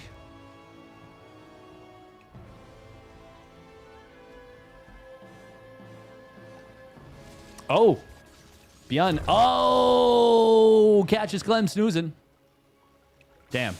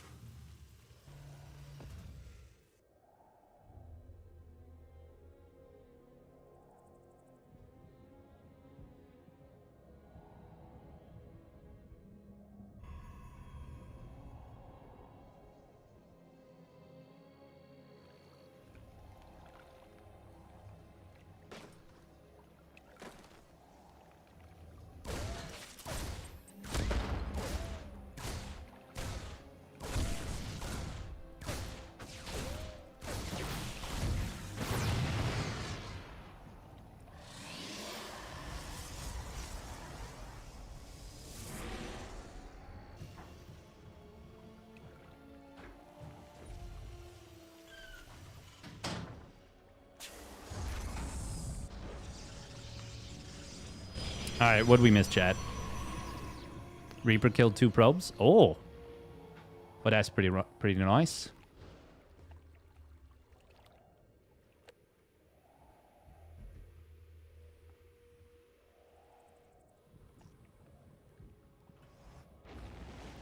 Cyclone meta backdrop. Oh wow, Clem's lost 4 probes. Damn. Look at this observing. This is nice. I could get used to being lazy. Psych. I'm already used to it. Oh, good micro on the medevac. Bjorn getting some very nice work done. Gets the sentry kill.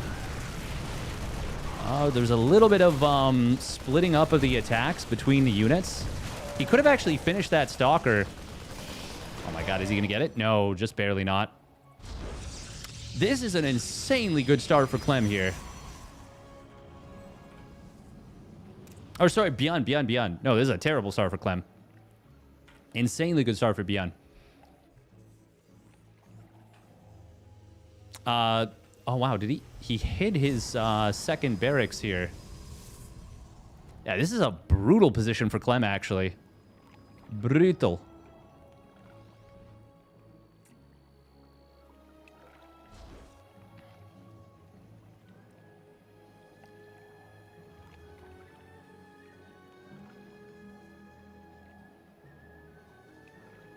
Yeah, I wouldn't say Clem's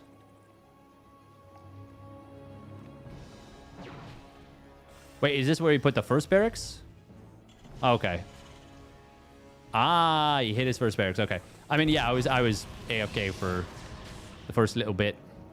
Banshee gets another couple of big kills. Putting Beyond actually ahead in workers at the moment.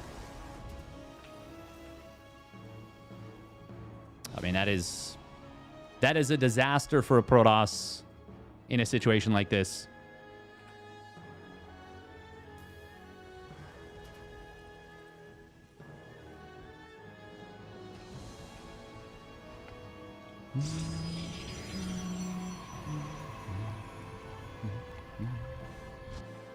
I don't really know how you do anything here as Clem. Especially with this being such a short rush distance, like... Vienna is going to be very difficult to contest. Hey, welcome, Gary Arganis.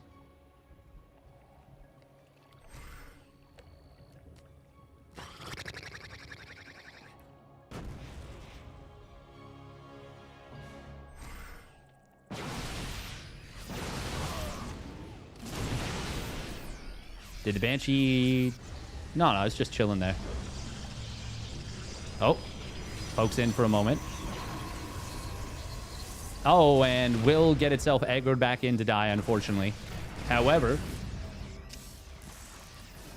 I mean, this looks really brutal right now. It's a bit of an anti-timing to fight before combat shield's concussive and +1 attack.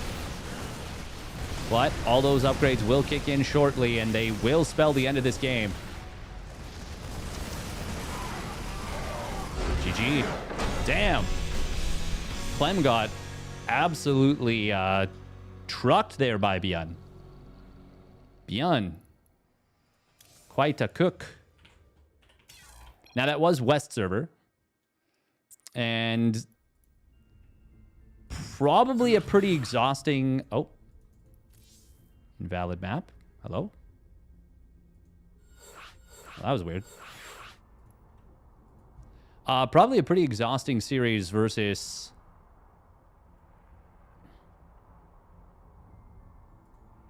Mr. Guy. I've been watching too much U-Thermal.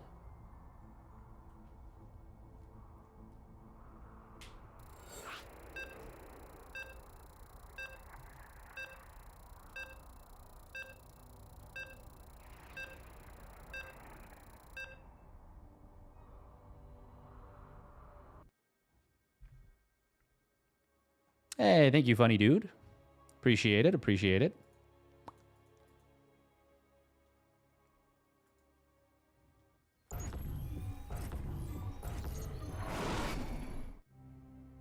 Oh, accidentally muted.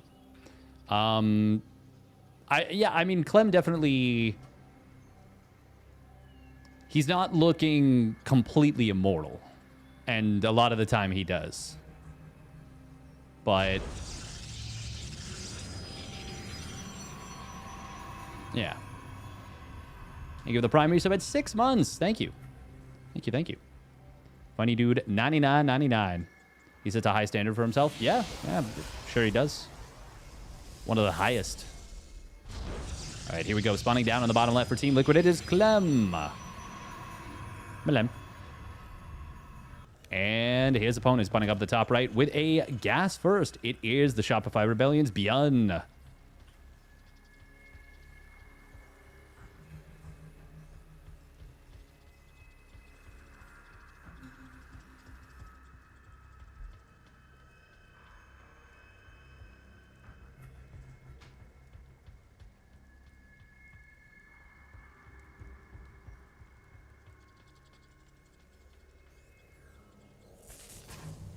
Very surprising that there's no engineering bay block with this. I feel like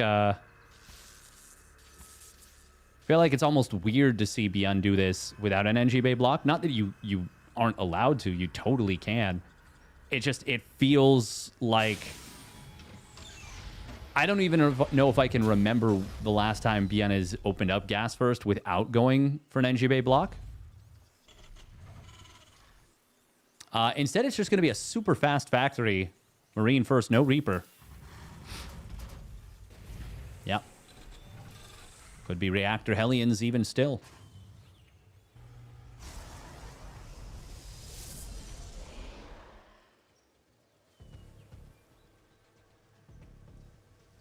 I have no idea, Psycho. That's what I'm saying.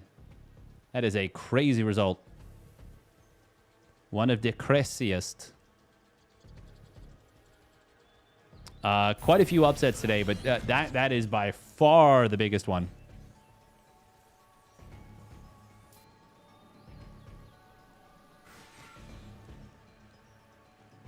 Adept gonna shade forward.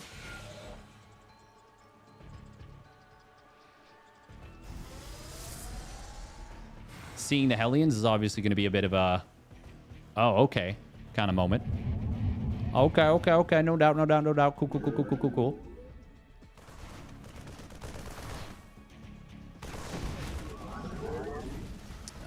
He will lose this Adept. And he doesn't get to see that it's no additional Hellions. That's a bit of a nuisance. Okay, I was going to say, if Clem shades forward with this Adept, that would actually be kind of crazy. But no, he is going to check with it, but will shade. Oh, interesting. Cancels the shade, so he does want more info. But is giving himself an opportunity to shade out. And upon seeing no Hellions here, he actually cancels the shade again. But it is going to cost him this Adept.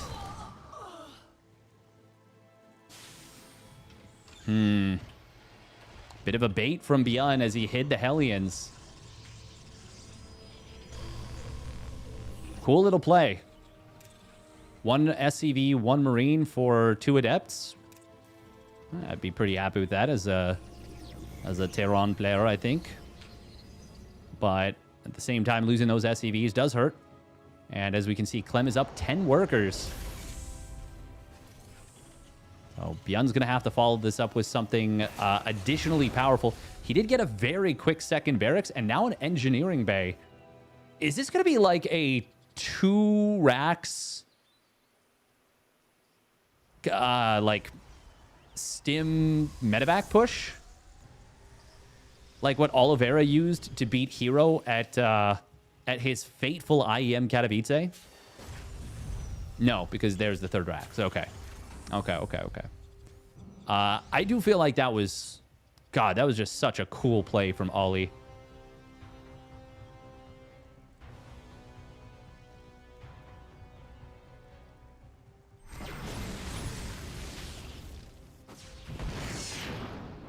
Stalker is going to blink to the low ground.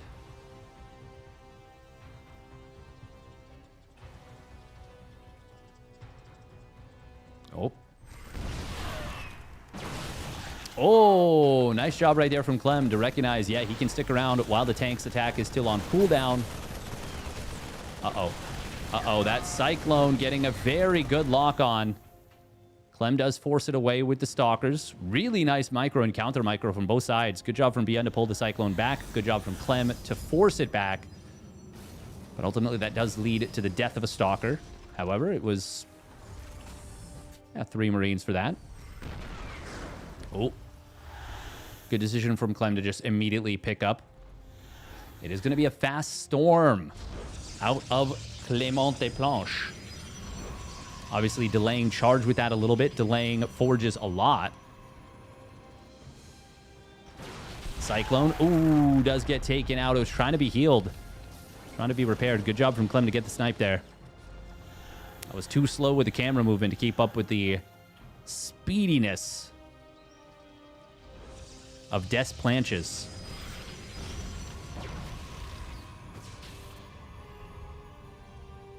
Clem currently cutting probes. Oh, that's a big scout right there.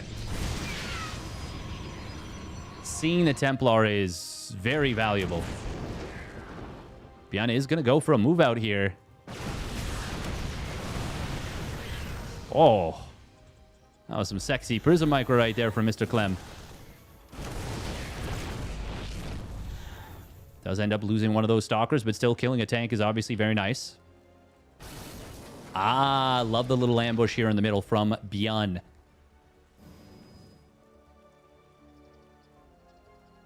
Clem, though, I think... Okay, seeing that the army does not continue to advance, but with the observer seeing that units are being sent forward, Clem knows that there's something up.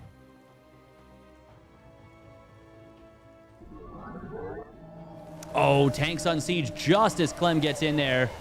Prism goes down, and he gets a lot of the High Templar, but it comes at the cost of the entirety of this army. Now, there is a double drop coming into the natural. This could mess... this could cause a mess for Clem, but he's got an Immortal that just popped out. It actually is really getting healed up by this battery. However, the Bio's in an amazingly good position. On the other side, Clem is breaking through. Energy recharge is not going to be enough to keep the Immortal alive. On the other side, though, with no Prism... Oh, there is going to be a Storm available in a moment. Storm, storm, storm. Storm. Oh, SCV is notoriously deadly against themselves when they step into Storm. Damn. Clem cooks him.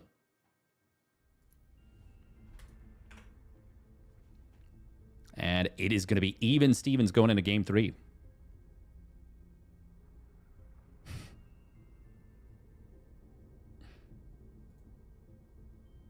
Clement DeMarch. I like that one. That one's fun.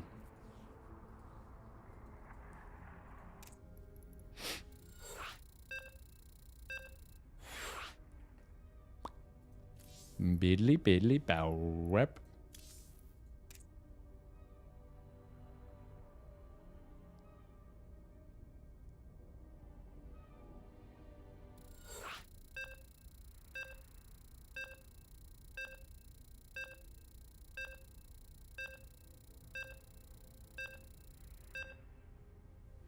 Beep, beep, beep, boop.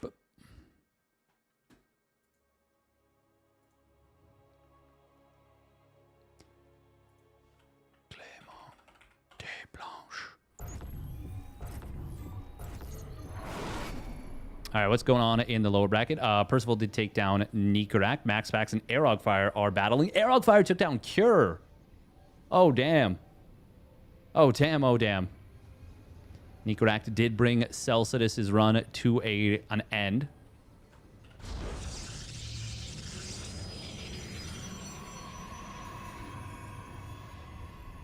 All right, here we go. Spawning up at the top left for Team Liquid, it is Clem. And his opponent spawning down on the bottom right for the Shopify Rebellion, it's Beyond. In the blue. Wow, wow, wow, wow. La, la, la, la.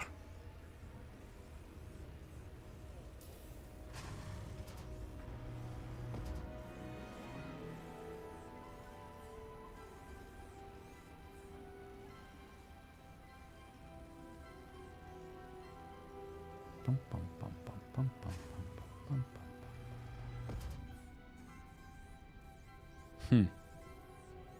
Bien is pretty awesome. He's a gem. We're going to be seeing a Gate Nexus. Clem playing a little bit on edging towards greed.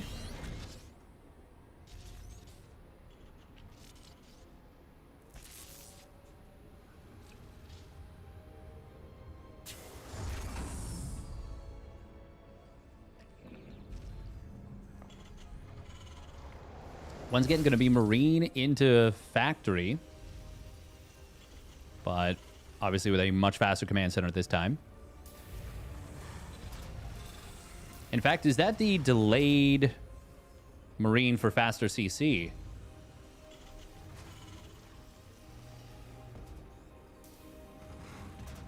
Can we divine that? No, that's a 138 CC.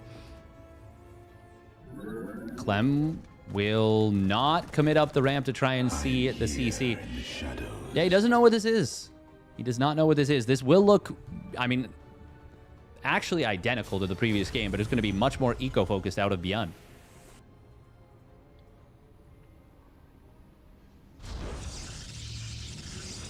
Obviously, when an interaction like what we saw in the previous game happens in the middle of the map, things get a little weird. Things get a little bit weird.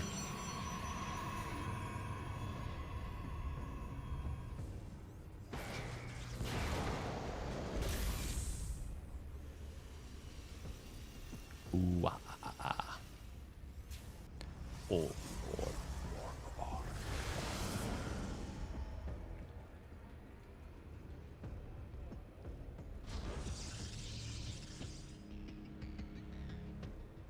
Do do do do do do. Rup, rup, rup.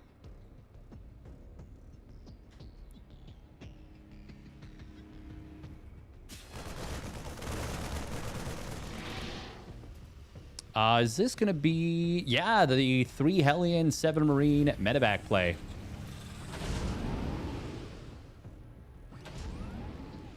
A lot of things you can do with this. You can pair everything up.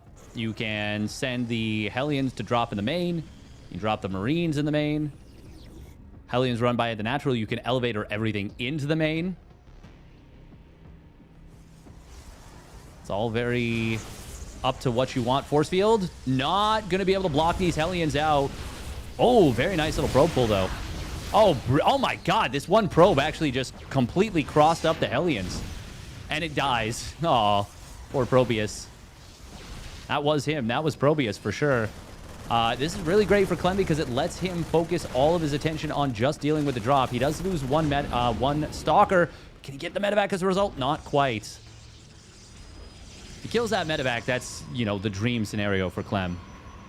But as it is, I think Beyond is probably pretty happy with how that goes. Clem is going to be a little bit supply blocked. 50 foe of 50 foe. Due to the, well, more than anything, I would say probably the chaos of the situation. But he had a pylon relatively close to completing, so it wasn't the worst thing in the world. Beyond is supply blocked at 62 of 62. And I would say his is a little bit worse. A little bit of a worse block.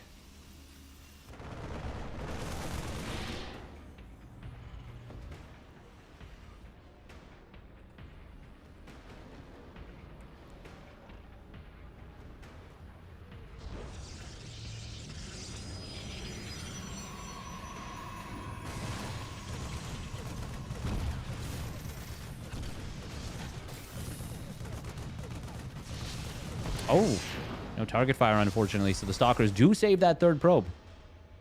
Nice job from Clem. Meanwhile, he will see this tank push moving out. This is... Bjorn can't be doing this, surely, right? He's going to rely on the distraction of the main medevac in the main, for that matter, to let him get across the map, and it will actually be successful. But with only 4 Marines, this is like the biggest bluff. 11, oh my god, 11 probes? Holy crap, he killed so much here. But Clem, I think, can just absolutely blast this, and he's gonna do just that. This is super weird because Bien does so much damage, but he loses all of those valuable units. And by all of those valuable units, I mean 3 siege tanks.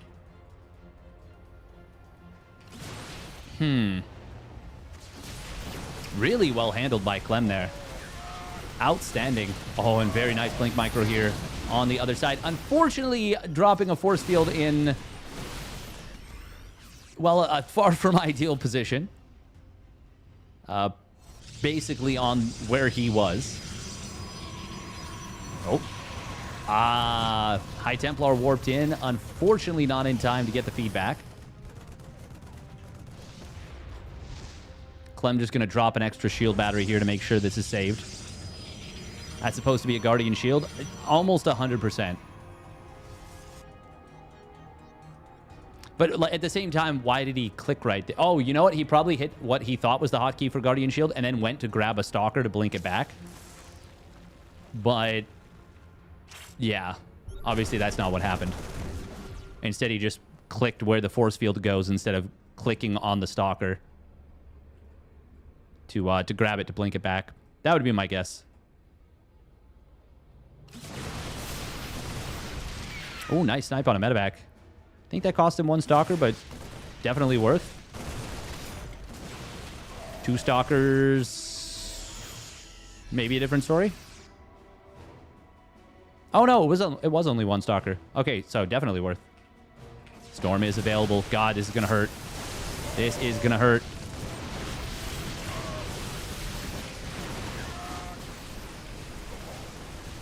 Yun pulling the boys. Clem does have more storms available. He's got 1, maybe 2 more. He does have 2 more. There it is. Drops 1. The second one did not go off. The bio is almost completely dead by the time the SCVs arrive. And this is obviously game over. Clem going to be able to take this one down. Oof. Oof, oof, oof, oof, oof. I mean, yeah, committing into the storm before the SCVs even show up is going to be tough. But that just did not go even a little bit according to plan. But well done by Clem.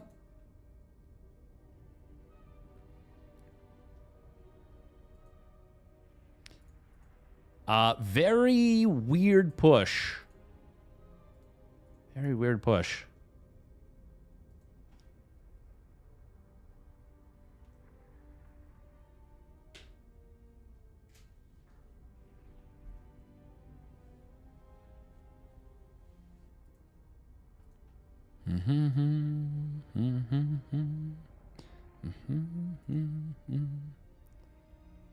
Should be the new normal. Ooh,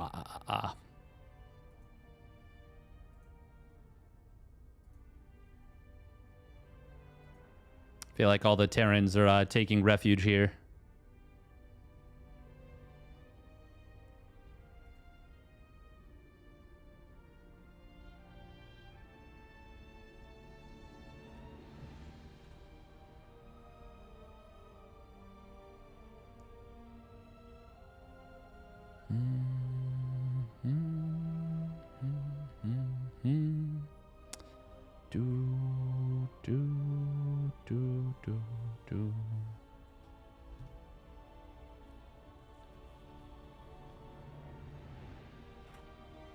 Oh, what's up with Rotterdam's camera? It's like grainy as hell.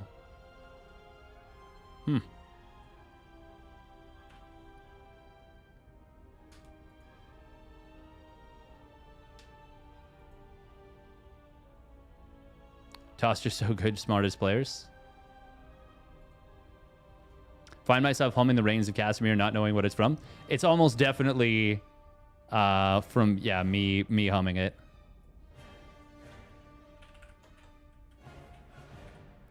All right, and we are back to a TVP best of 3 winners finals.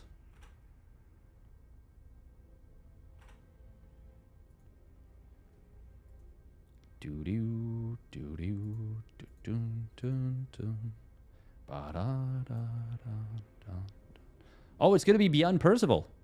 Oh, that's not bad.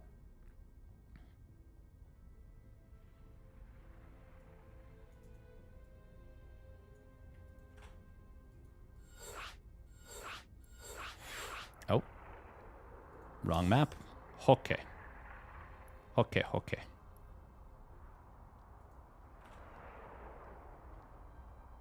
So by process of elimination, we know that the map is not Tourmaline.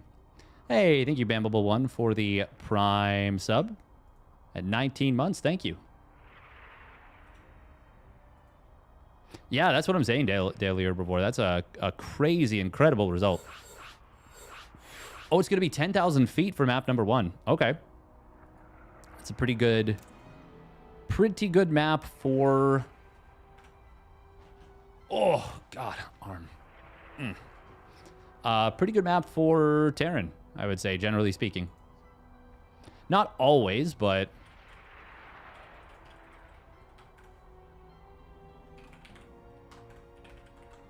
I mean, HeroMarine, though, is such a... He is so difficult to play against.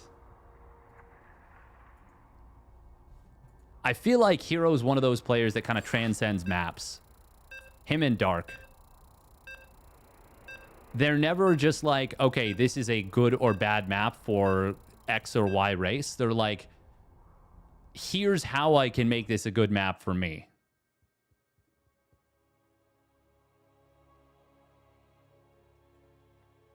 And they you know, they know. They know how to do it, which is pretty cool. I like it.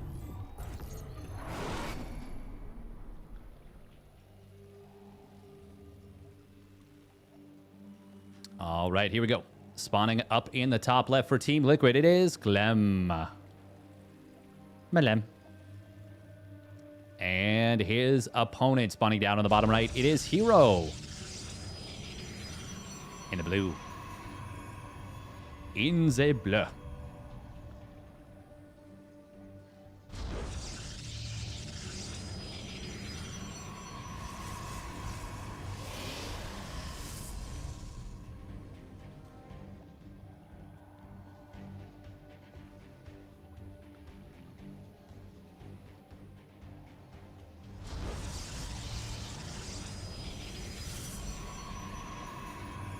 All right, what is Hero going to do for us today? What's he got in the tank?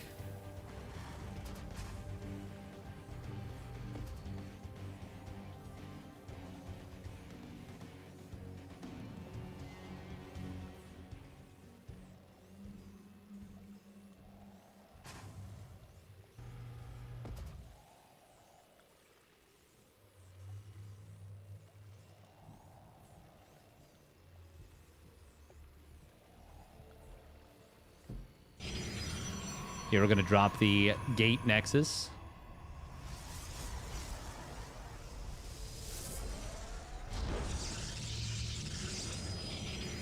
Got 4 Gate Zealoted. Wait, really? Was it Celestial Enclave? That's the only map I could see that being an actual thing. Gas First Oracle blindly held by 2 Rax Marauders. Oh. Hey, think of the raid. Holy hit. Holy hit. Holy hit. Hope you had a great stream. Hope it was a good time, fun time. Here for a good time, fun time, not a long time. Stargate. Out of Hero, gonna get scouted immediately. Hero's the only Protoss in the world that will cancel this after it's been started, by the way. I don't think he's going to. But he would, you know? Whereas every other Protoss would be like, no, can't do it. That's crazy. And that willingness to be just a little bit more insane. I mean, it's worth so much. But in this case, it is going to be an Oracle. Ooh, Clem with a very quick second barracks. That is fast. That is so fast.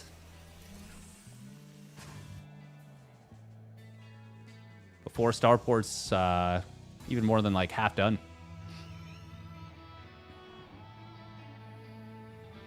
Does feel like that way, sometimes more Thunder. But like in a really strong way. Oh, wow. 2 Stalkers moving across the map. Oh.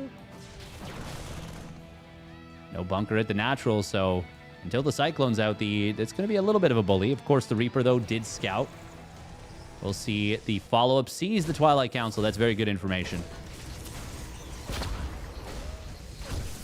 Oh, nice snipe on a probe. Stalker getting kind of body blocked there. Clem trying to be as much of a nuisance as he can, but he's only able to get 1 kill. Where is this SCV going?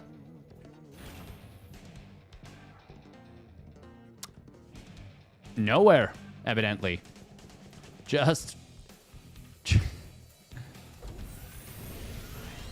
little bit of a miscue from Clem. Perhaps, once again, frustration rearing its head just a little.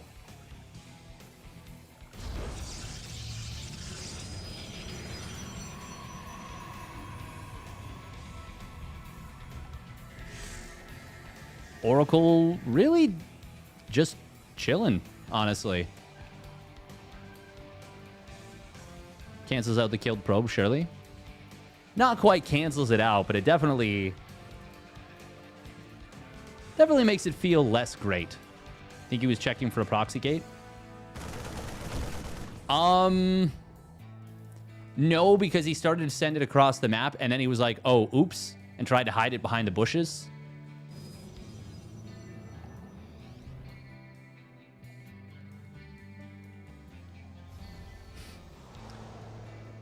Howdy, Jared LG. Howdy, howdy. This is going to be the Zest single Oracle 3-gate blink into charge extravaganza, by the way. In my opinion, the highest level way to play. But, my God, is it ever difficult to execute perfectly. You basically have to keep the Oracle alive forever. And immaculate blink control, you got to be keeping tabs on everything. But it's strong if you can pull it off. Oh, nice little snipe on a Marauder right there. Did keep all of his stalkers alive. There's a stasis trappy here. Does Clem realize? Oh, I don't know that he does. No, he doesn't. He doesn't see it yet. He doesn't see it yet. Okay, wow. It expired. Did Clem skip the Reaper? No, it actually, he did scout the Stargate. Oh, here comes the big push up the ramp. Stasis trap number 1 does get killed. Second one as well, just before the scan expires. And did he? Oh, no, that was a Mind Drag. Oh, my God, a Mind Drag and a half. I was like, where'd the Oracle go? It was so far forward. Sentry, unfortunately for HeroMarine, does go down. Clem. So far, this has gone well for him, but he needs to kind of keep everything alive, and that's not super easy against this number of Blink Stalkers, especially with how overstimmed he is. HeroMarine wants to chase very aggressively. Nice blink forward, finding an additional 2 bio units. Clem is now down an upgrade. It's +1 weapons on these Stalkers.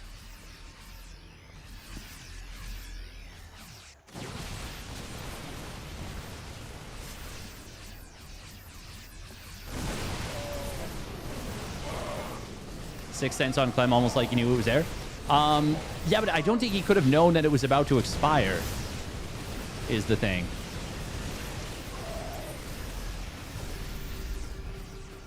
It does feel like he saw it, but you don't know how you don't know like when it's going to expire, because it's a 90-second timer.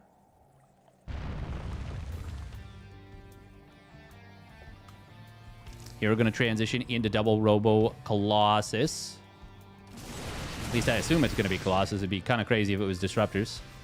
Does snipe down a Marauder, but lose a little bit in exchange. Zealot run by. Very nicely placed mines here.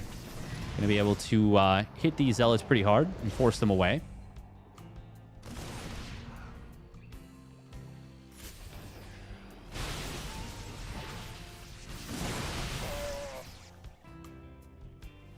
God, HeroMarine keeps the pressure on really, really effectively and in a way that feels just super uncomfortable to deal with. The Robos are done now. Time to start up them Colossi. Oh, it's going to be Extended Thermal Lance as the priority first, and now we'll start up the double Colossus. Prism is going to get taken out, but he will get the drop into the main base. Clem, though, knows that this means that their push is probably coming at the front line. Ah, Widow Mines were not all in position, unfortunately, for Clem, but now they get some monster hits on those Zealots, absolutely blasting them. HeroMarine, though, still, since he is getting up towards Colossus, and since it was a good start to the engagement, this is still okay for him. I'm obviously going to be happy with how that went, but you can't just move out because of it.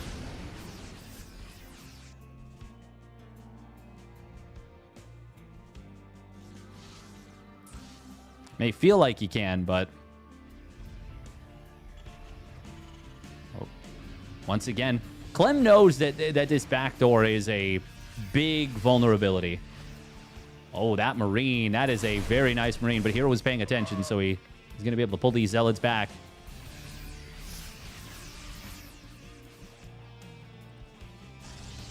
I feel like there's got to be a level of frustration of you scout the Zealots like that, and then they're gone already, of like trying to catch like a puff of smoke in your hand. You're like, ah, man, he was just there. Like, nothing comes freely, you know?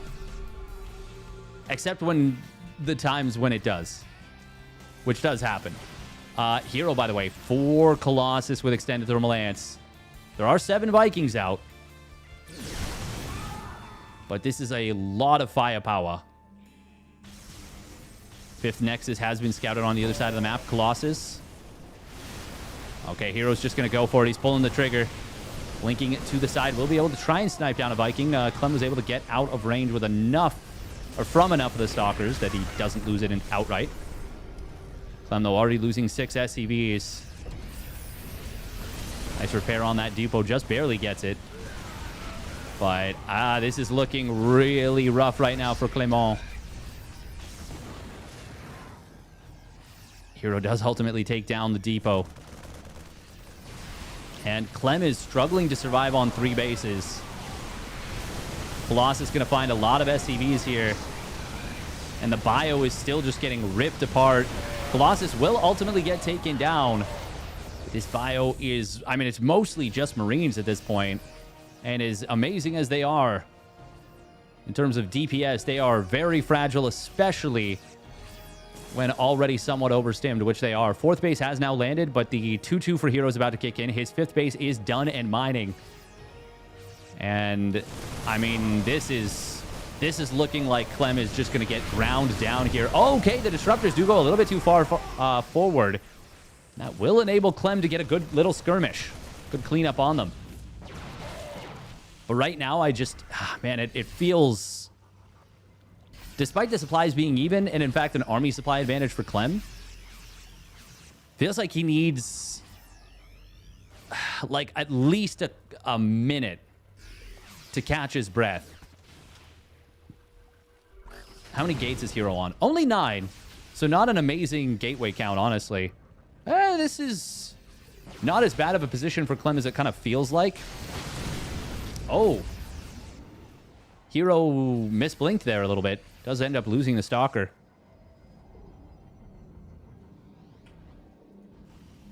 I think part of it is that, yeah, there's 7 Vikings that aren't going to be the most amazing for a while. Hero still hasn't started his 3-3. He finished 2-2 a long time ago, but evidently going to try and potentially just close the game out with what he's got. Nice split against the Disruptor. Good evasion. Oh, the second one does grab a couple bio units. One of these... Oh my god, I thought I grabbed a Disruptor. This one Stalker has 10 kills. That's insane. Oh, nice EMP on an Observer. Hero able to save the Disruptor that was targeted, though. Guardian Shield's going to get popped. Ghosts will stay alive, but one of them does get taken down by the second Purification Nova. Vikings landing out of... kind of out of vision of the army. Kind of like that. Keeps Hero from potentially knowing about this. Hero, though, so many Disruptors at this point, and he's just firing the shots out. By the time the first one has... or by the time the last one is fired, the first one's basically back off cooldown. Ton more Zealots roaring in here, but this is where a large Marine count really does well. Vikings, oh, they do get hit by the Disruptor shots. Clem, of course, having a split in multiple positions. Good Disruptor micro here. Hero with a really nice disengage. A fighting retreat. And he has taken Clem's 5th base from him. Hero, by the way, remember I said he didn't start 3-3? It's half done now. Blink forward coming in. Does misfire on the Liberator initially, but there are so many Zealots in here. And the Liberator count was only at 2. Yeah, Clem is going to lose a little bit too much here, I think. Even as he holds. HeroMarine can replenish so fast. And Clem just doesn't have what he needs to hold. Or, well, to keep holding. Long term. Oh, wow. Ha. Marine somehow juking that. HeroMarine, what is that? His 9th base? Sure is. 9 base to 4. Currently 8 bases to 4. 82 probes. And there is the 3-3 completing now for HeroMarine. Oh, and he's going back into Colossi. He has whittled the Viking count down at least a little bit.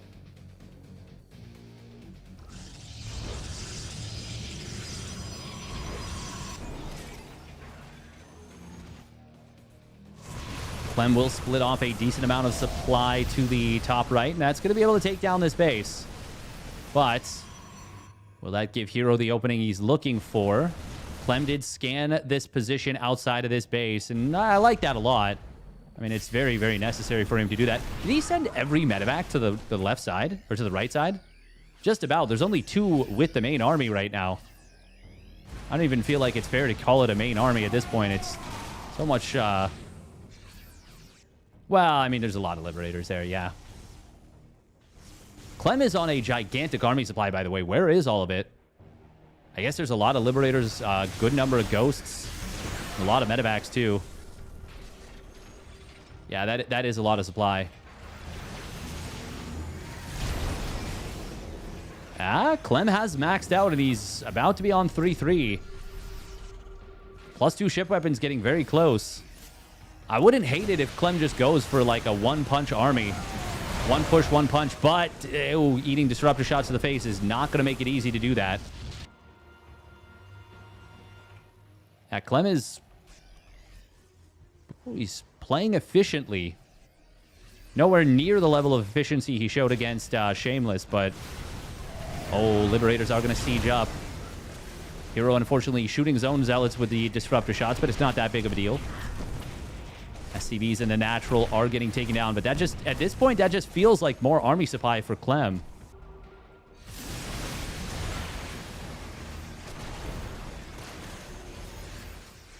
This does feel like a super, super scary position for HeroMarine. But if he can force a base trade and kind of initiate it before Clem can even really move out, which is what these Zealots are sort of trying to do, but not going to be able to successfully do.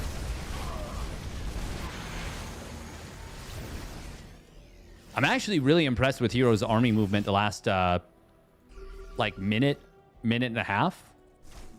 Because it feels like Clem desperately wants to get across the map and set up a strong position. But HeroMarine is not letting him find that. Not letting him find the opening to do so. Oh, that's a nice disruptor shot. 13 SCVs go down. Clem, despite losing, you know, handfuls of SCVs here, there, and everywhere, has maintained like a 40 to 40 or 45 to 50 SCV count for the last while. And I feel like I've never seen him building workers too, which makes it even more interesting. DT Blink being started up here. HeroMarine continuing to just throw units at his opponent.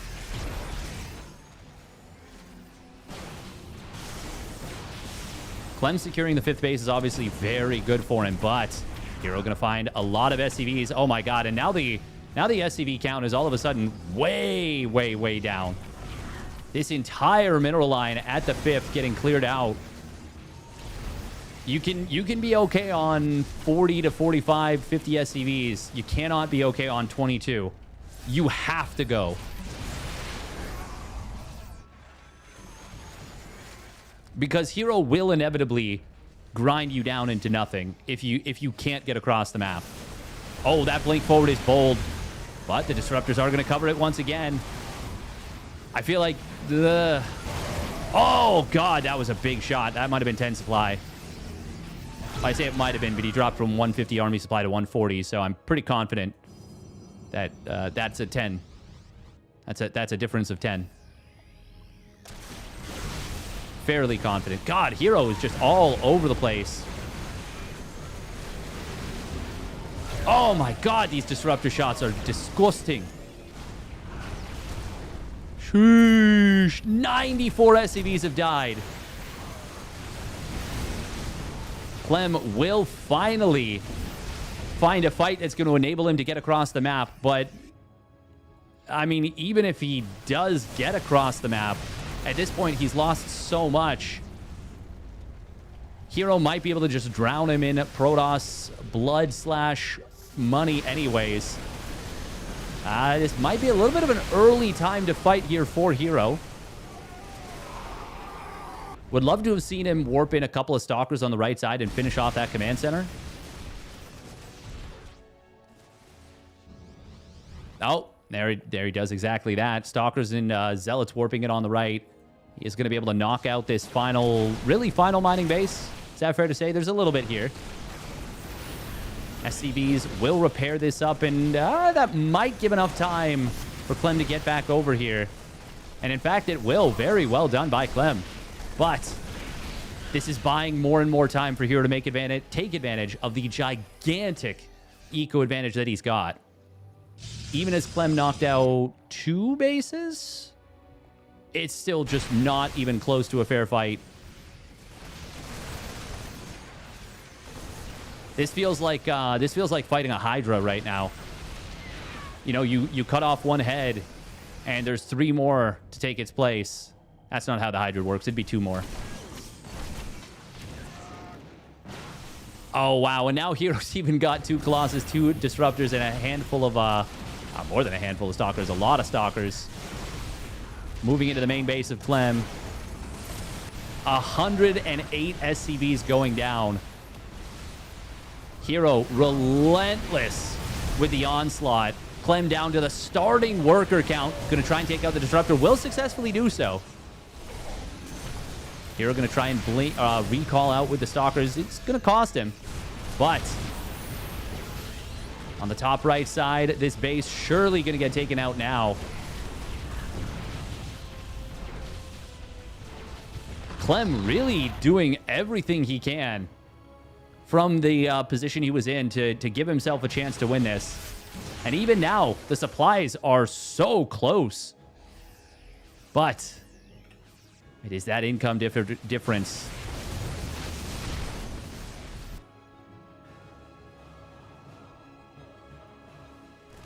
I actually can't believe how close Clem has made this. It's insane. And yet, Hero, great job from him to not lose sight of the fact that, I mean, even now, he's still got a big eco advantage. And he doesn't need to force this. But at this point, every unit that Clem loses is so precious. And every unit that Hero kills is just giga for him. Oh, and he gets 2 ghosts. Even finding a medevac there. The army supply, of course, for Clem is now... We're now in the stage of the game where it's heavily inflated by the medevacs. Oof. And frustration as Clem leaves this 24-minute turbo banger. He fought hard for that one, but it was not enough. Hero takes him down in game number 1.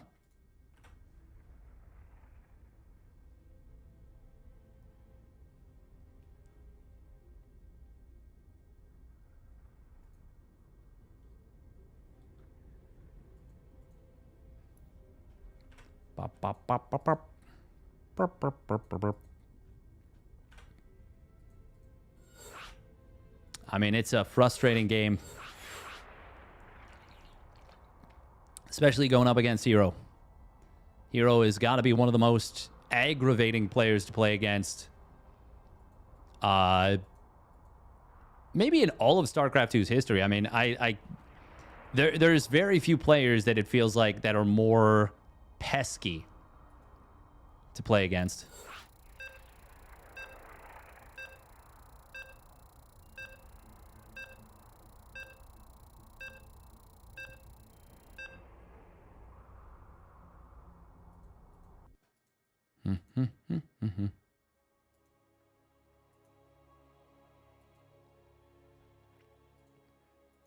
I think adding one set of air upgrades is not bad. But I don't think you necessarily need to go carriers. I think Marines are so good at clearing interceptors that it's just a far better option to stick with the highly mobile gateway army. In that situation where you've done so much damage to the eco, carriers are going to be amazing because they can't afford to build Vikings. But a lot of times it doesn't end up in that situation. All right, here we go. Spawning down in the bottom middle. It is Team Liquid's Clem. Melem. And his opponent spawning up the top left. It is HeroMarine. In the blue. You're just saying you never see it? Yeah, I think it's just, I think it's because, exactly, it's situational, and if you're wrong, you look like an idiot. Whereas I don't think it's usually a very good decision to stay on Gateway, man. Like, it feels like it's not a mistake.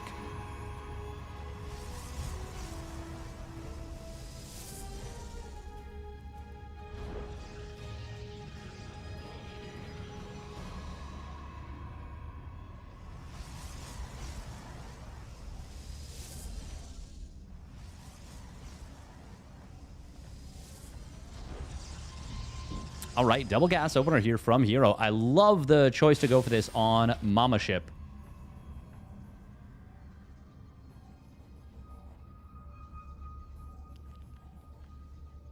Oh, no, I agree with that one, Special. I do think Protoss should... yeah, like especially... Well, okay, I understand not wanting to invest the High Templar or the Storm. Sorry, the cost of the High Templar. Like, it's a lot of gas, and it's a lot of potential stalkers. And usually when you're playing that style, you're going, like, very, very heavy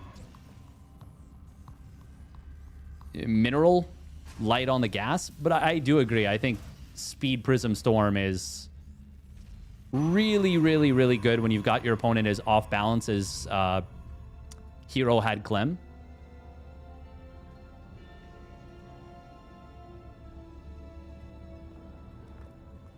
Clem going to get unfortunate with the Reaper. Going to scout the wrong direction. HeroMarine checking into the middle and saying, hey. Oh, did Clem see? Clem see come sa? Maybe he did, but he didn't react. I actually think he probably didn't see it. That was like a split second, and you're not expecting to see a probe then, so you're probably not looking at the mini-map necessarily. But maybe he did. Maybe he didn't. He chose to move forward, see what HeroMarine's going for. It is a quick Stargate. Clem did see the Nexus. And saw that it wasn't done just yet. Oh. Oh, he just misses the Oracle. Just misses the Oracle. Clem might get hit with the most brutal anti-timing if he lifts up right now.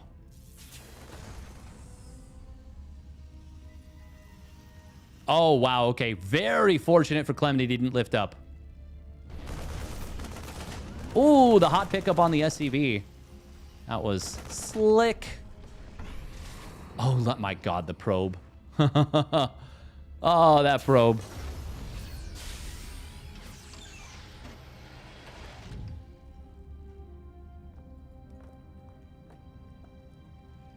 Is he going to turn on the...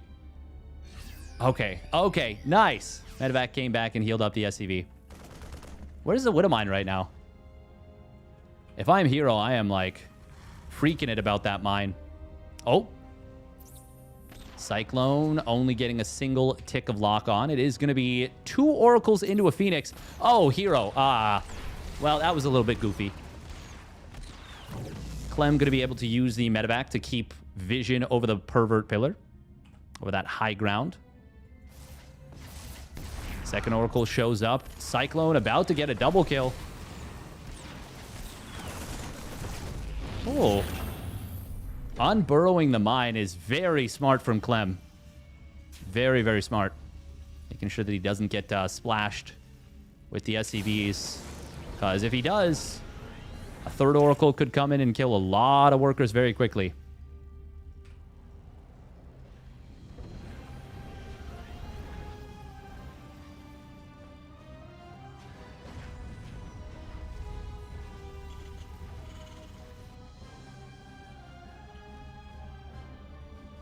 It's going to be charge first, despite the fact that HeroMarine builds 7 Stalkers.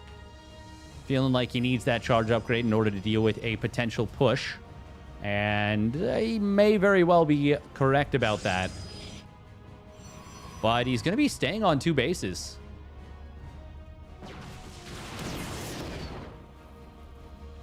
Huh.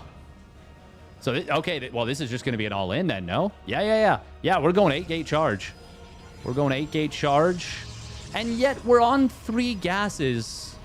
Ah, DT Shrine. There's where the gas goes.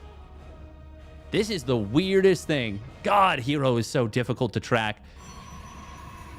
Looking at this, I would never in a million years think, wow, my opponent is going for a charge lot all in off of this. For Clem, having Stim and combat shields, I mean, should just be easy street. But if he gets caught in the open, this is going to be 8 gates of production. This is going to be a lot. Guardian Shield is going to make it scary.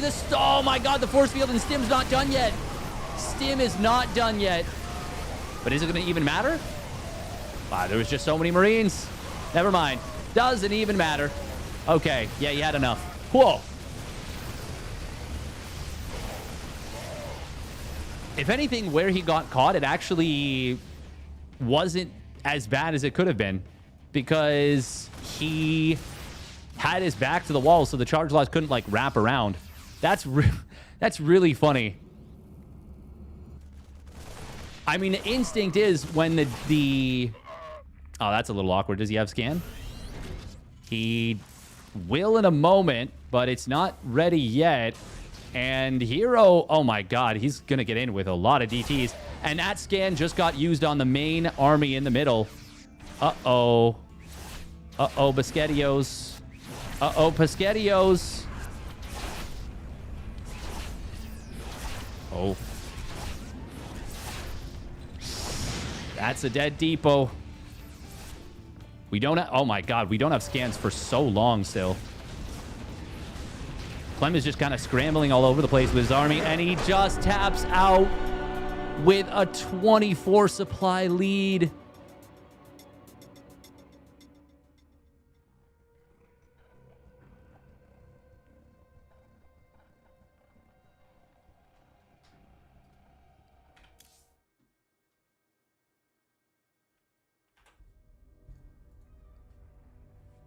InvisibleMen.com.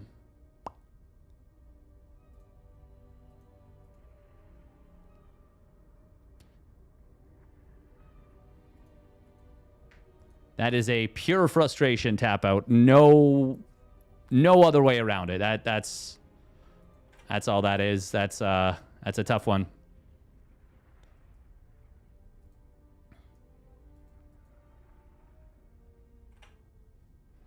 Oh. Well done by HeroMarine. But that's gotta be...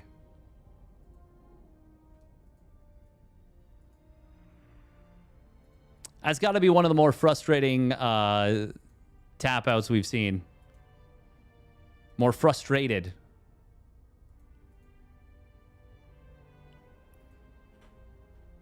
Clem has 1 scan, game over. It's not just that. It's he had the scan. It's that he scanned in what we could see was the wrong location. But Clem obviously didn't know that. He didn't know that HeroMarine had 4 DTs that were about to come into the natural.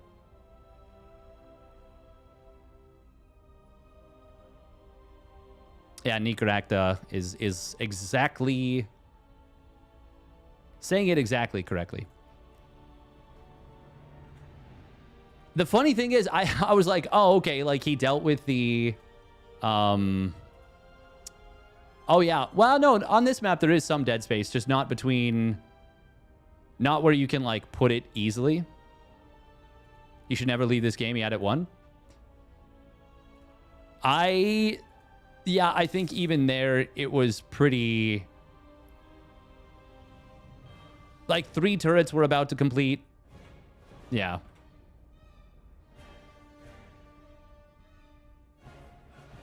I think that's probably what it was. Yeah, because if it's a 3 base Protoss, it's a very different story than a 2 base Protoss. And he's probably just assuming it's a 2 base.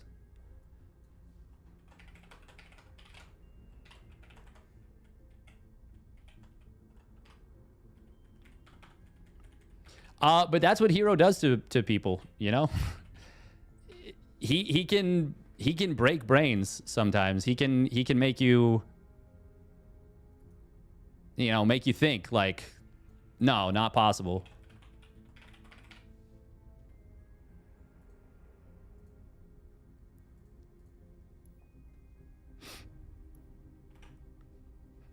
It is about to be Beyond versus MaxPax. Loser bracket. Winner of this will face off against Clem. So it'll either be a PvT or a TVP.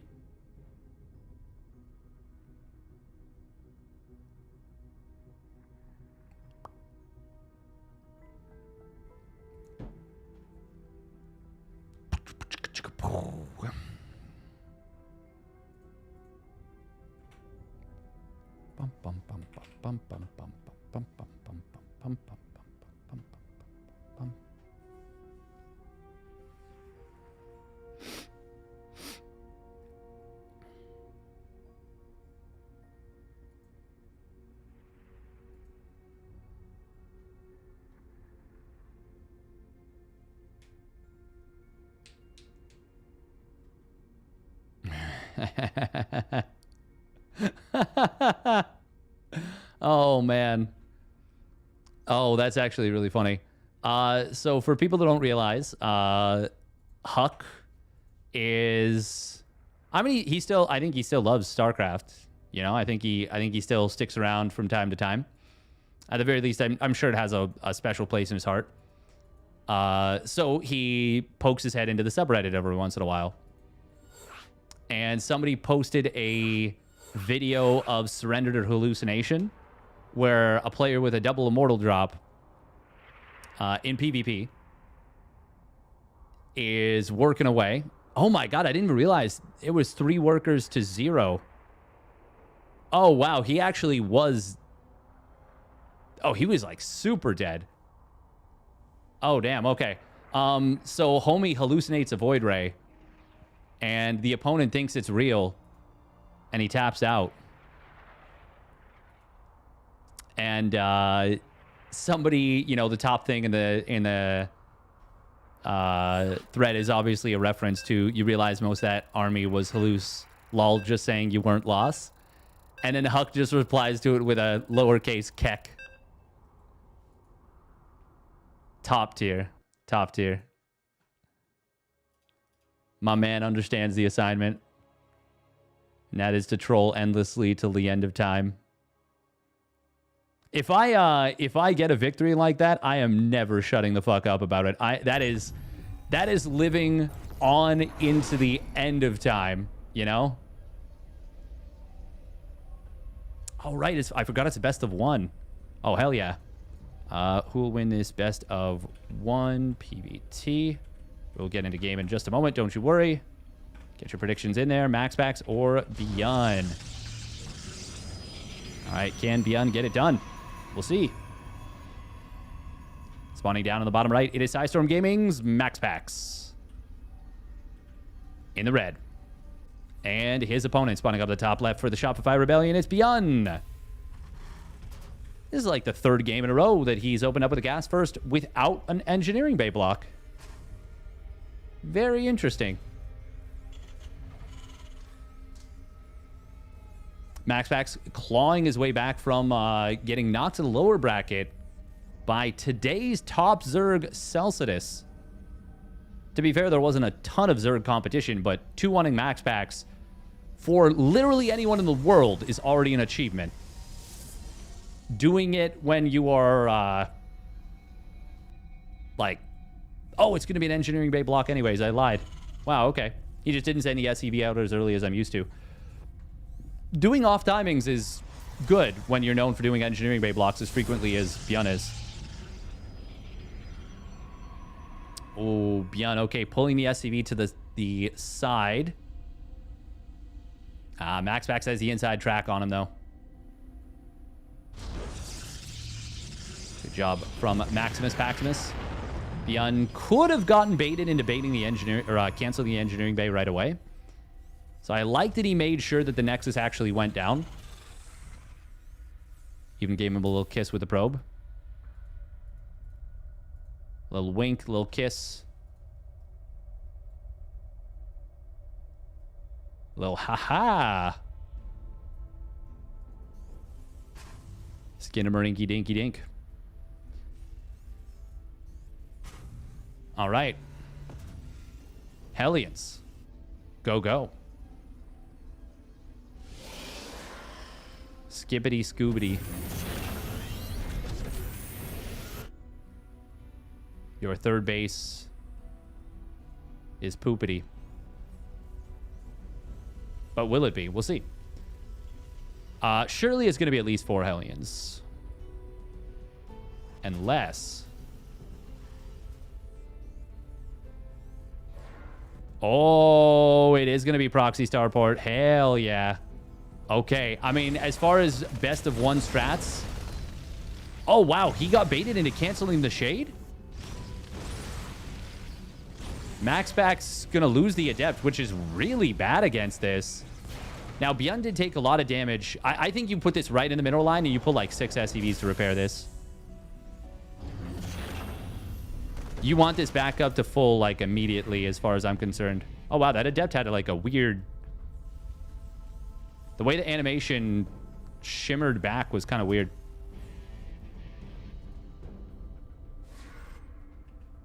Adept will shade back home. Byun is... I mean, he just waited for 1 SCV to do this. It's Liberator. And 6 Hellions. Hello? Are we playing against Zerg right now? We're killing drones? Question mark? Oh, this Adept. Okay, it is going to see where the Hellions are, but it is also going to get blasted when there is not a whole lot of units on the field. This won't actually time out particularly well. Not immediately, at least. Oh.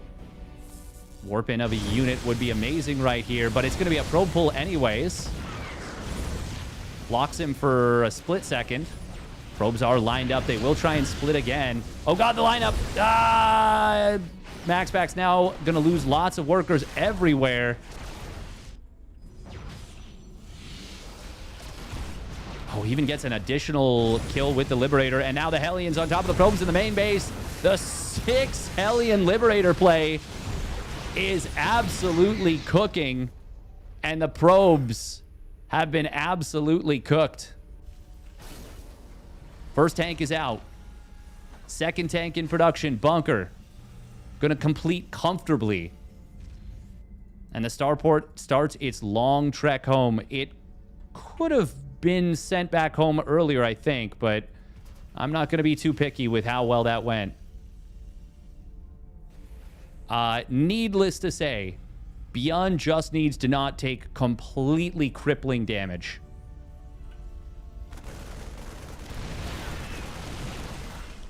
MaxPax, he's going to try and just find chip damage, at least initially.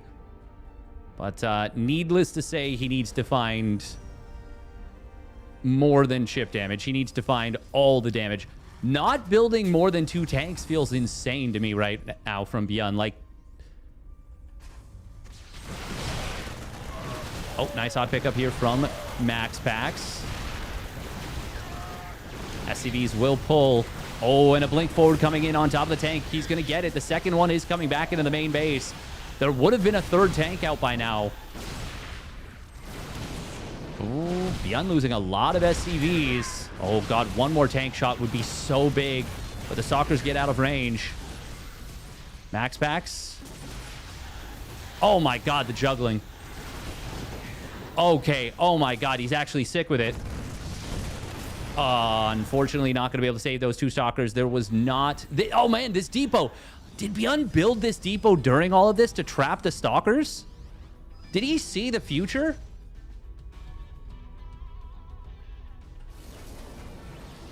Ultimately, though, 14 SCVs go down, and, well, Beyond's still going to have an insanely strong Stim combat shields timing. MaxPax, though. God, the micro. The micro. Oh, DT Shrine. I like it. Still not even, unfortunately. Worker-wise, he's actually now taking the lead. Just barely. But he is... Actually, it's super impactful that he killed the reactor there, or denied it, because Beyond, his main problem right now is that he can't stim. If two medevacs are joining this army, it's maybe just game, but as it is, MaxPax is... Okay, there's one... I mean, MaxPax can actually hold this now. He should have been dead with no chance of recovery whatsoever.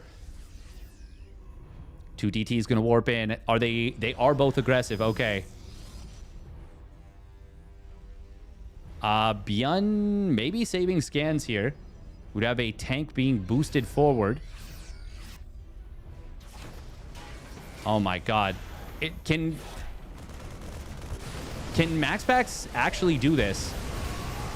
Oh, not when we blink like that. Oh, no. Well, okay. GG.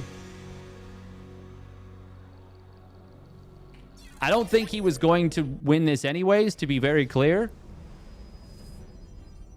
But he made absolutely certain there was no way with that blink.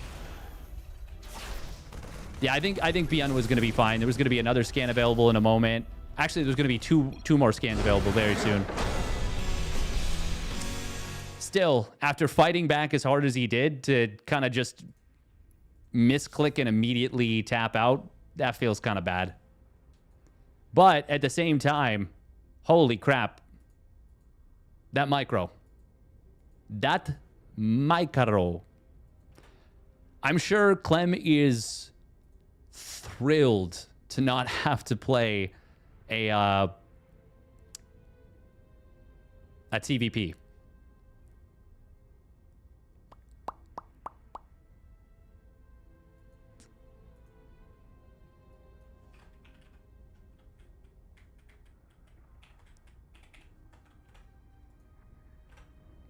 All right, losers finals now is going to be Clem versus Beyond. Little rematch of the winners semis, I believe. Yes. Which Clem did win 2-1. All right, minute and a half of ads, and we'll get into the next one. There's been some very fun games. Very fun games.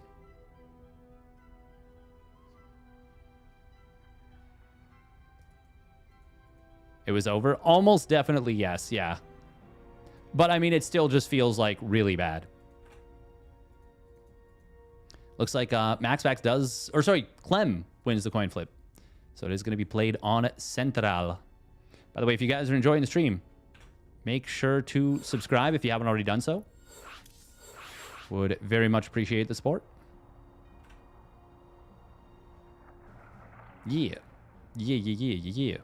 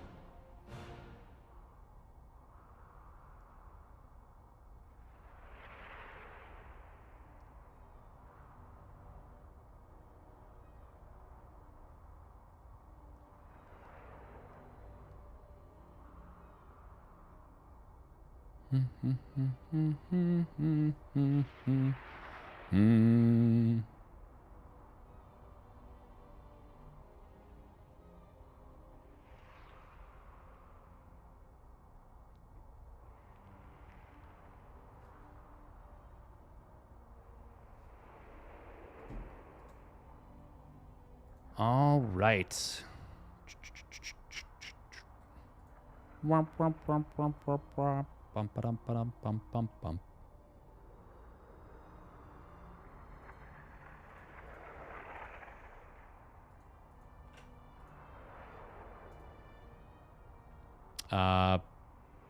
Clem, maybe taking a minute.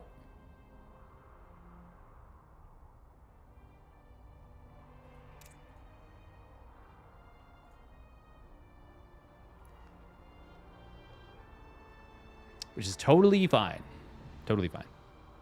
If he needs a minute, take a minute. By all means. I would rather see him be chill, relaxed.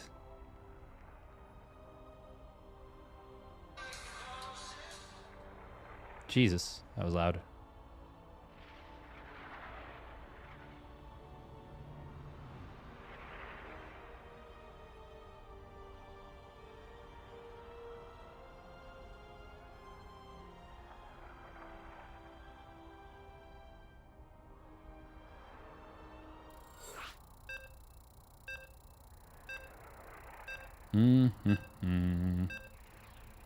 Ba-da-bum, ba-da-bum, ba-da-bum, ba-da-bum. All right, let's get into it.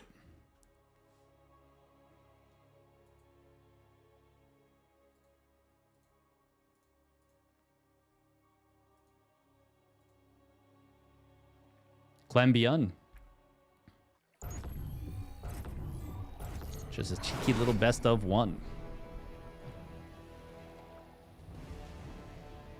All right, here we go. Spawning down on the bottom right, it is the Shopify Rebellion's Beyond.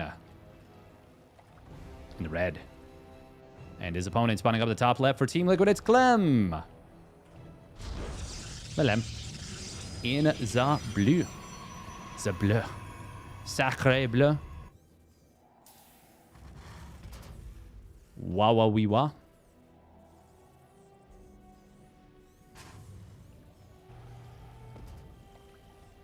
Okay, there's one. Oh.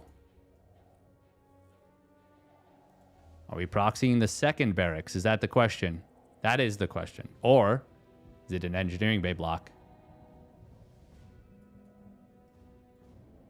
Okay, NG bay block. I mean, Beyond just does this so frequently, and Clem is checking for it. He will get on top of it right away. Going to pull 4 extra probes right away. A lot of Protoss players have gone down to pulling just 3 probes total when they got on top of it this early. I still think that is a mistake. I think pulling 5 probes is the correct call.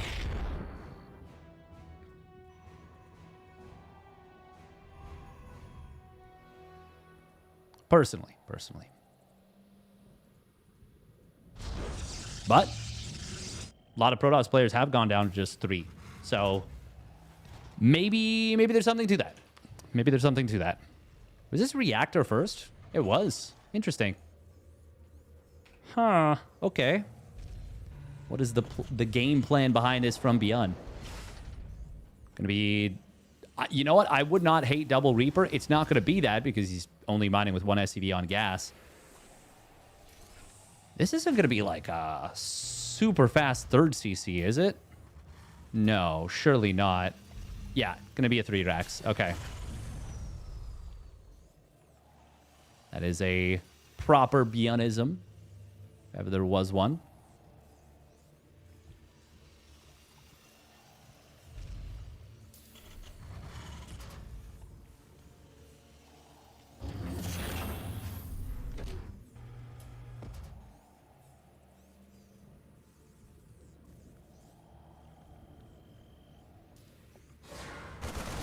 Oh, Adept showing up. That will get deflected, though.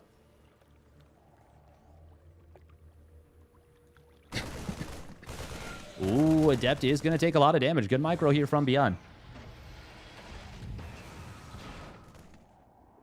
Beyond using the high ground to keep the Adepts from being able to get close enough to see kind of what's going on. You watch the replays, indeed bangers. Nice. Very short bangers. Yeah.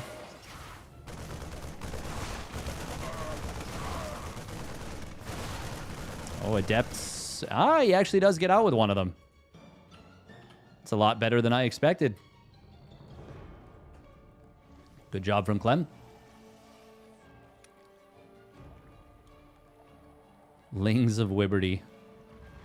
I haven't seen that before. That's funny. Of course, Blink is going to be phenomenal on paper against the 3 racks. 3-gate Blink Robo in particular.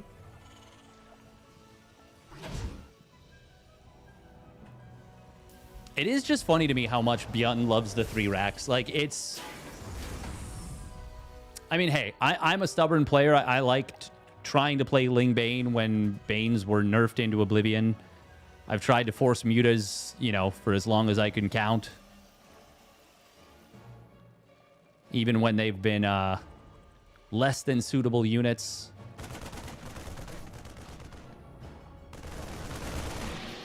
But Beyond loves his 3 racks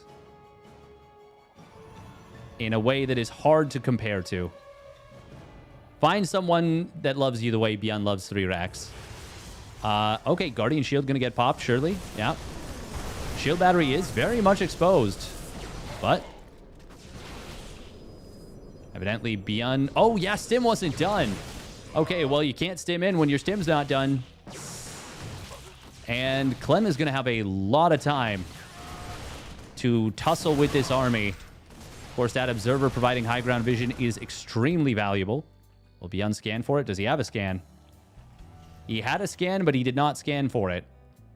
And as a result, Clem gets the high ground once again.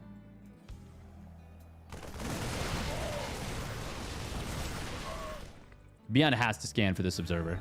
Okay, there we go. Clem obviously wants to try and force another stim. Beyond showed the bio just a little bit too close to the ramp there. Hallucination going to be used to once again force the ramp and gain that high ground vision. Good job from Clem there to make sure that Beyond didn't get close enough to stim. 11 Marines going down for an Observer and hull damage on 2 Stalkers. Yeah. Beyond is going for a 5 racks during all this, but Clem's going to have his first Colossus, well, on the field very soon, actually. It's already like halfway done.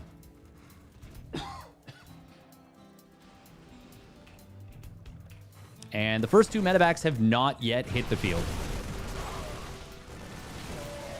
Observer was in its siege mode, but on sieges to get set up. Charge is scarier.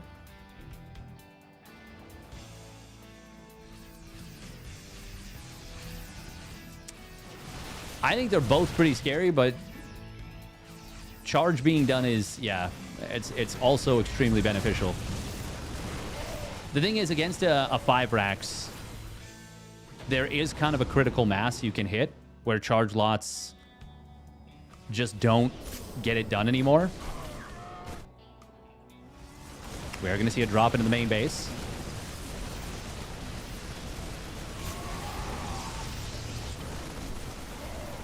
Zealots on the other side are, well, they're actually going to do very well against unmicroed bio. Beyond obviously trying to fight in 2 places at once. Not going to have an easy time of it. Drop of the main base is pushed back. The Zealots will ultimately all get cleaned up, but good force fields from Clement. Nice boost forward, though, from Beyond. Gets a second sentry. However, Oh, the medevacs got chased down by a blink to the low ground from Clem.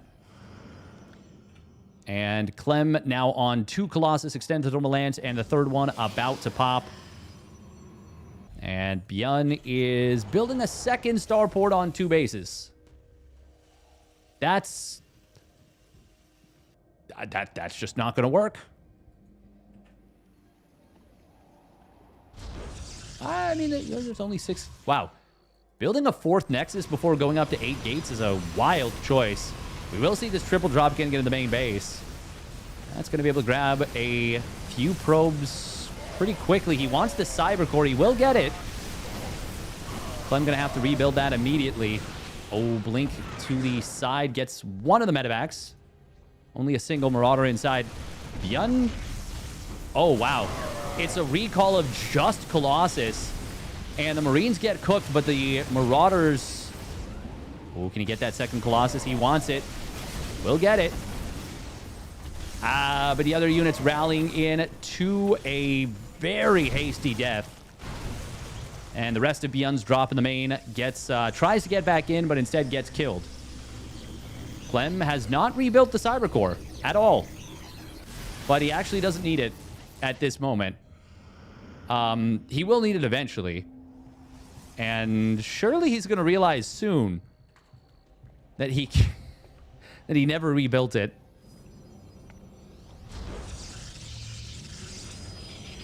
I think just warping in Zealots is actually...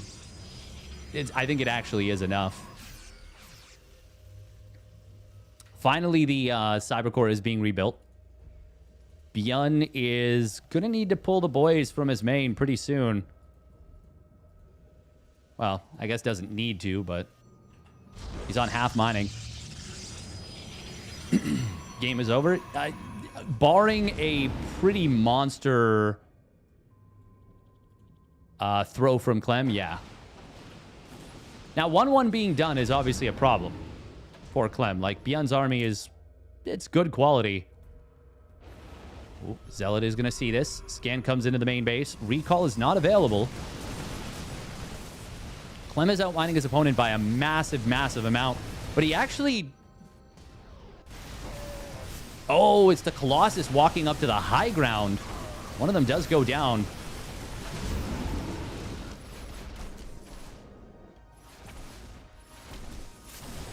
Bjorn is really giving it his all here. Vikings gonna land. Zealots. Oh. Disruptor shot could have been a lot worse. Still gets a couple kills. Hits a Viking or 2. Clem, I don't know if rebuilding probes right now is the play. Factory actually landing here, by the way. Oh, Colossus will get taken out rather quickly. Archons going chasing. And yeah, this is going to be too much. GG. Clem will move on to the finals.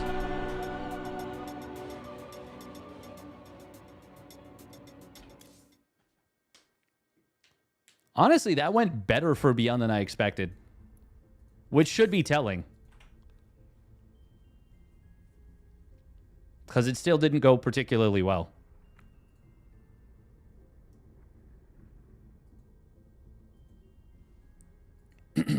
What do I think about a laser comments?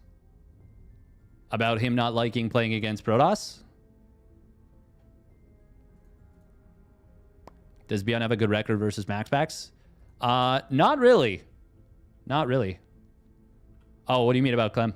Did he say that his PVZ is better than his TVZ? Because, I mean, that's kind of funny, but also, like, kind of messed up. I mean, I think that's kind of messed up. Yeah, I don't know what else to say. Bjorn in recent history has actually done very well against MaxPax. He's won 3 of the last 4 meetings now. And the one that he lost was a 2-3 loss.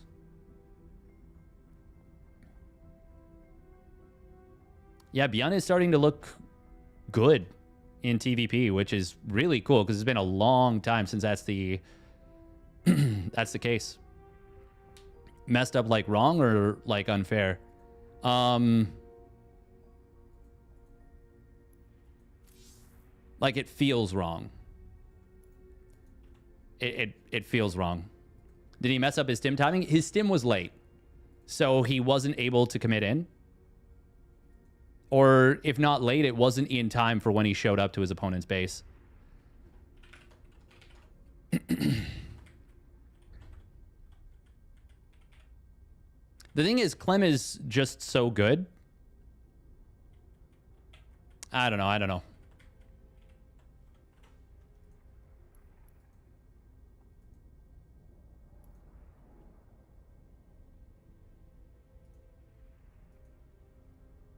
All right, so it's going to be best of three. PVT, best of three, pre-bracket,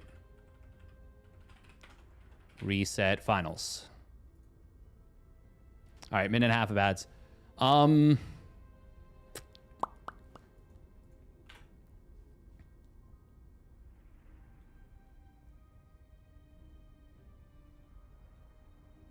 I mean, I can absolutely say if I think the game is unfair. It's just, I try not to as much as possible. But like, there's levels to it too, right? Like, there's like a little bit, and then there's like egregious, you know?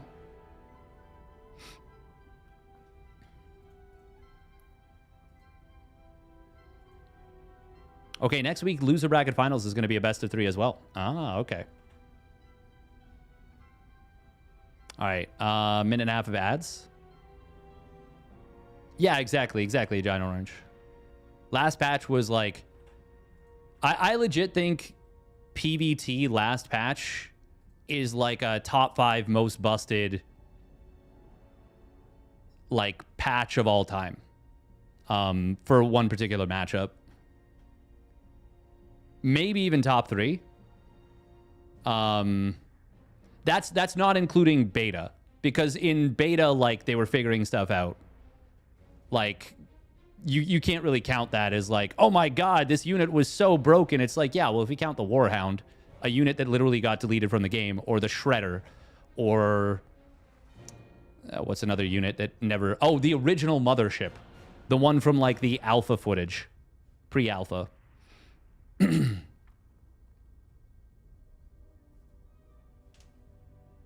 I mean, like, PVT last patch was really fucking unfair, I think.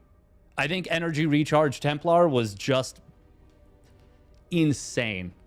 Like, I saw a lot of games where players were doing some really creative stuff to try and challenge it.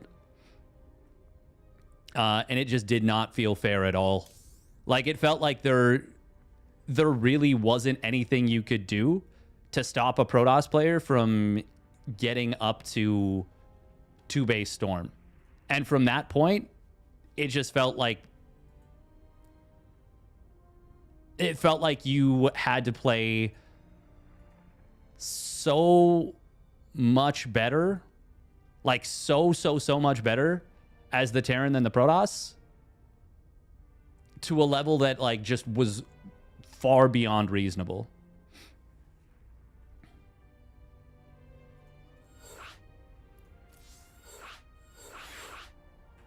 And to put that in perspective, I don't even know if I would put the Invincible Swarm Hosts in top 5 as most imbalanced. That would obviously be all of StarCraft 2's history, not just Legacy of the Void.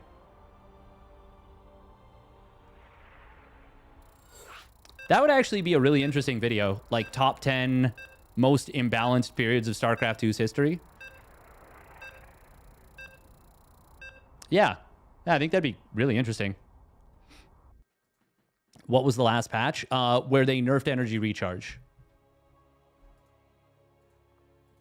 I mean, that's, like, not the only thing they did. They did a lot of things. But that's what it would be most known for. Oh. Maybe one of the players had the wrong race? Yes, Clem had Protoss. We'll win this best of 3 PVT Reset finals. Hero or Clem?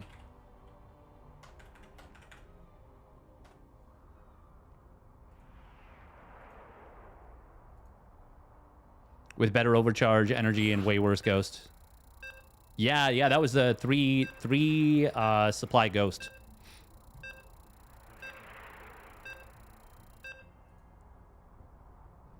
The Liberator now is yeah, quite a bit stronger in straight up fights. Worse for harassment, but much better as an army unit. All right, here we go.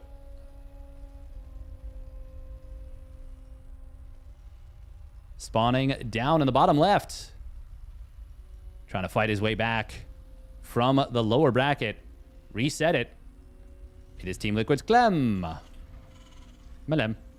And his opponent dropping a pylon on the map with a super fast probe. What the fuck am I looking at? I love it.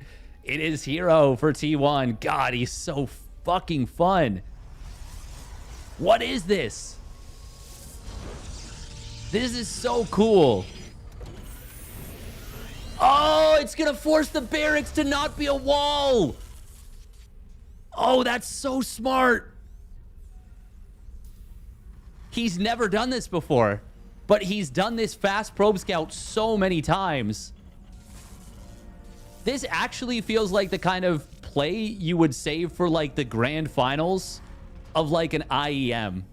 And HeroMarine's like, I'm going to do it in game 1 of a weekly. And that's why he's the coolest player of all time and farms aura harder than anyone.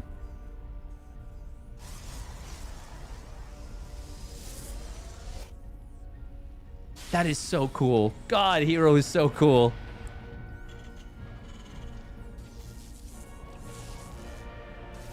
HeroMarine's the ultimate Giga Chad. Oh, SEV, nice micro. Is this central or west? This is central. Okay, so this is ping advantage to Clement. It is a double gas opener still. So it's nowhere near as bad as it could be. But there's obviously no scout. Now, what direction does this Reaper go? Okay, he is going to put this back. Okay, this is... Never mind, this is going to be very good for Clem. Oh, he's even going to find the Zealot. And he's going to be like, why is there a Zealot here now? Bunker starts up. It is going to be a Stalker behind this. First Zealot is going to get completely hunted down, I believe. Oh, nice grenade. That's going to make sure he can get the kill. Didn't even get an additional swipe, which means it should be able to make it back safely. Bunker will complete. SCV is going to have to pull here. But the bunker is going to be able to get the Reaper back inside. How many SCVs go down? No repair on the second SCV, unfortunately, for Clem. No pull back either. So it's still going to be at least a little bit of value out of this from HeroMarine. Well, I mean, it was going to be a little bit of value anyways with forcing the lost mining time and forcing the bunker. It's just that this is obviously a big investment. So killing 2 workers is, I would say, crucial.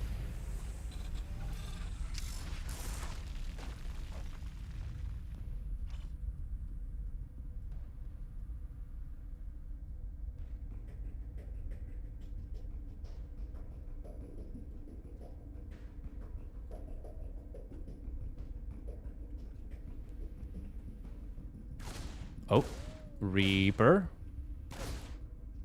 This better be good. God, the gateway is actually just not going to be scouted until literally right now. Didn't even get to finish the sentence. Oh, that Reaper. Gonna stay alive. Very nice. Clem. He's going to be doing a tank push with this, 100%. Right? Is he? Do you feel like he can? I wonder. Okay. Yeah, yeah, yeah. It is going to be a little bit strange doing this with 2 mines. I wonder if initially wanted to go for a mine drop and then is saying, okay, well, I found your gateway. I'm going to be able to kill it on the way. This is really funny. Zealot on the other side of the map gets a Marine, but will get taken down.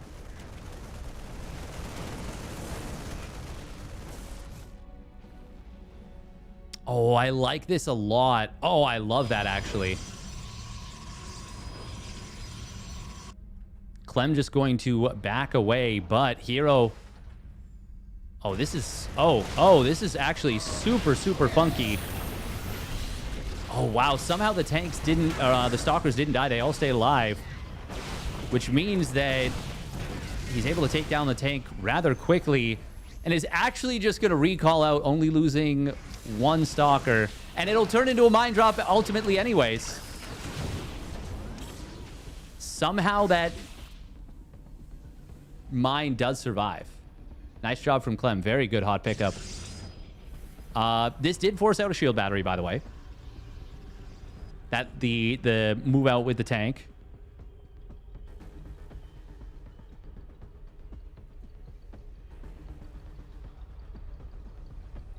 I mean, even when Blink is giga late, it still feels like you never know exactly how many chrono boosts your opponent has put into it, right?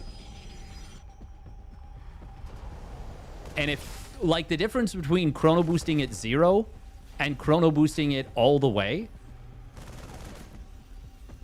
is 40 seconds. Which is a very long time in StarCraft 2. That is 2 full production cycles for most... Oh my god, the second tank. He didn't know about it, neither did I. That is a very good set of tank shots coming in from Clem. Widow Mine does get taken down before it can burrow. Oh, God, that was a... I don't even blame Hero for going for that, because if he doesn't know about the second tank... Or, sorry, if there is no second tank there, if it's just the first, and you almost never have a second tank like that. I mean, it's a completely fine move if there's just the 1 tank there. But that's why you gotta kind of... You kind of have to play Hero like... I mean, like that. Oh. Does the medevac get turned around? No, it does not. Hero with the sick intercept. And now the Raven's down. It's a 12-worker lead for Hero.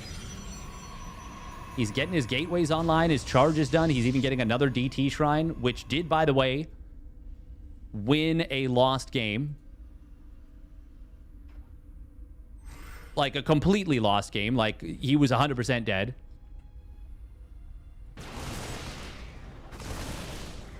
Who has another story than Dark Templar? Or who has a better story, not another story? Stamina combat shields will complete. And the first 2 medevacs are on the field. That is a lot of Stalkers, by the way, which means that there is not a lot else beyond this. Oh, nice scan. That's going to see that there are sentries warped in, and it's going to let him know. Oh, we've got an SCV pull. How many scans are available? We're probably going to be muling. We've got 1 scan. DT Shrine is going to complete in just a moment. +1 weapons will complete for Hero. Guardian Shield going to get popped. He's going to try and buy as much time as he can. Widow Mines do get baited out. 3 DTs warp in.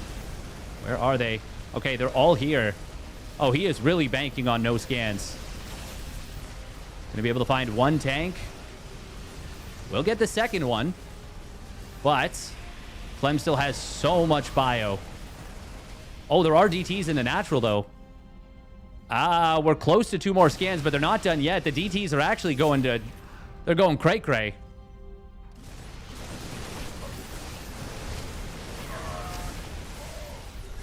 There's the scans. Widow Mines. Oh, not doing enough friendly fire. Oh, missile turret. Oh, that's cute. That's very cute. Another DT going to warp in. That is a really, really smart missile turret. Another scan. That is the last one for a little while, I believe. Yeah, for quite a while, in fact. Ooh, missile turret does get spotted.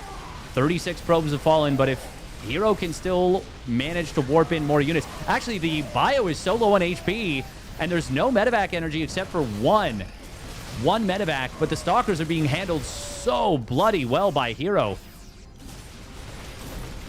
Zealot's going to warp in. Even one of them being a slow warp is a problem. Nice snipe on a medevac. HeroMarine canceling his 4th Nexus during all this. The fact that he even started it is insane. He's actually outmining his opponent because there are no mules. Well, also SCV's having to transfer to a new base. Pylon's going to fall, but they do not matter at all at the moment. They really are just glorified spotters. Missile turret being set ablaze. Scan. Oh, there's a Raven that was produced. Oh, that's so good from HeroMarine. Clem, though. God, he is fighting tooth and nail for this. HeroMarine, if he had just warped in Stalkers, could he have overwhelmed this? Can he still potentially? He's got an income lead even now. There's no armor on these bio units, and they are, once again, turbo overstimmed. Oh, Raven is so low on HP, it will get saved for the moment. But if that goes down, things get scary once again. HeroMarine will be able to force this back. And we might actually stabilize and go into a macro game again. Oh my god, can he actually hunt this down? Clem, hello? Surely we don't want to just sack the Raven. And yet that's exactly what we're doing. Why? He didn't kill the DT Shrine. He's got so many scans available. Oh, the Doom Drop gets intercepted and forced to drop out again. I cannot believe HeroMarine is held. That is legit ridiculous. Guardian Shield going to be very, very helpful here. Hold position micro. Widow Mine even getting baited out. Both mines, in fact. One of them friendly firing. Clem has got to be in disbelief at this point. Widow Mines on the other side of the map will help clean up these Zealots, but HeroMarine is going to clean up the army of Clem. God, HeroMarine is actually so insane. How did he just do that?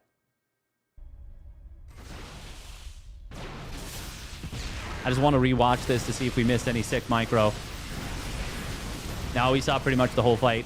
Oh my god, that is nuts. This one is a tilter, not gonna lie. Yeah. Yeah, I'm gonna guess that that's probably one of the most tilting.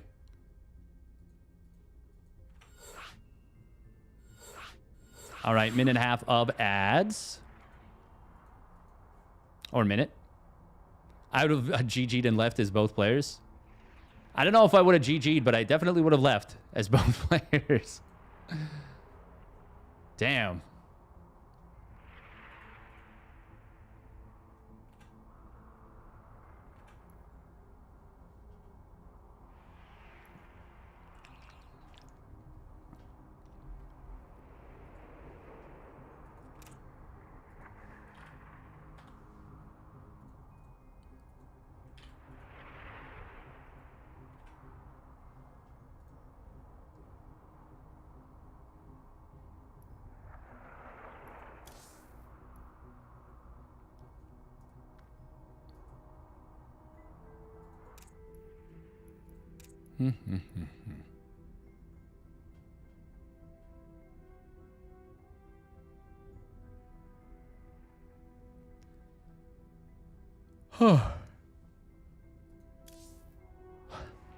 Oh my goodness.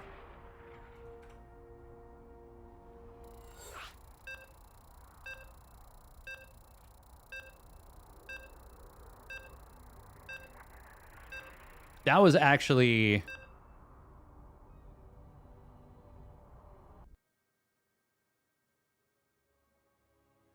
That was actually super sick.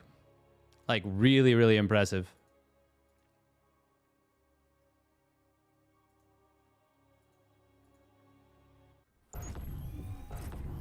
Yeah, if I'm Clem, I am tilted off the face of the planet. I no longer exist here.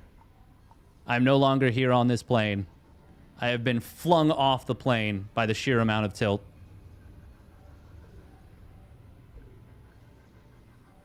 All right, here we go. Spawning up at the top left, it is HeroMarine for T1 with an absolutely ludicrous hold. And his opponent spawning down on the bottom right for Team Liquid, it is Clem. Malem.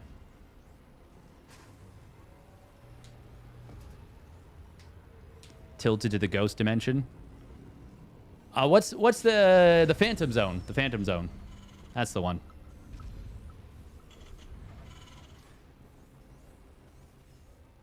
Kidding. J'adore. Oh, oui, oui.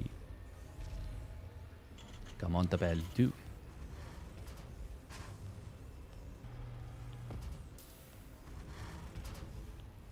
All right, double gas opener here from Clem.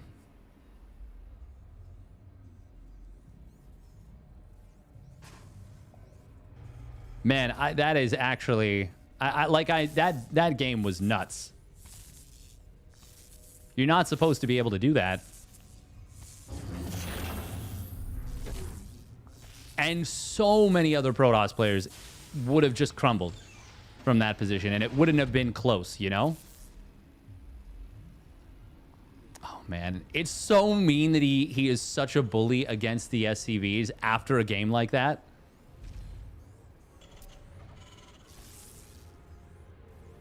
Does he recall?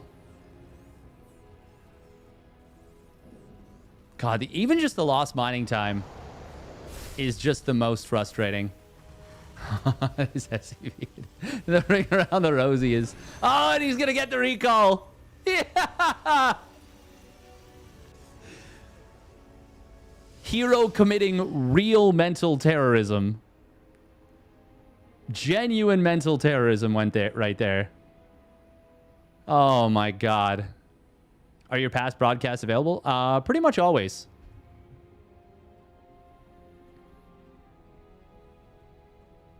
God, that is actually the most aggravating.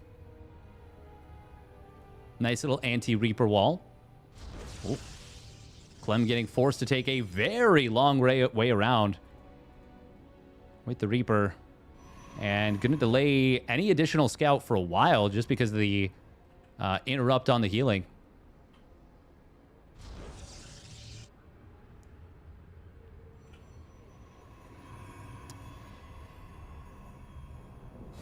Does watching past broadcast help streamers in any way?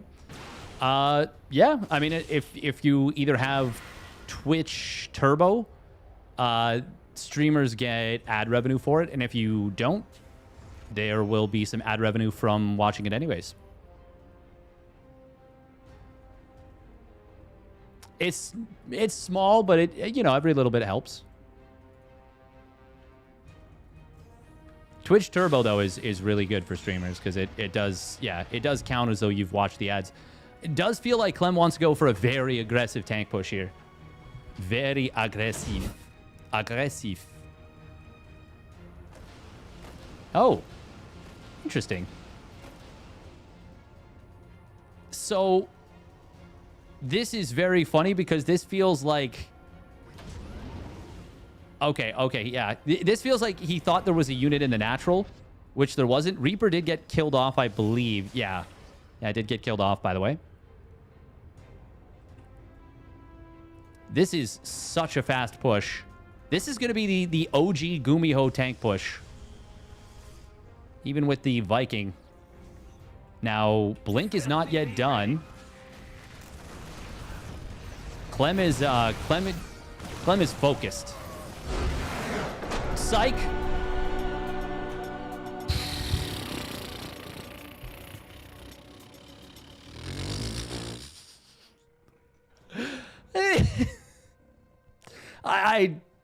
I could not have timed that more perfectly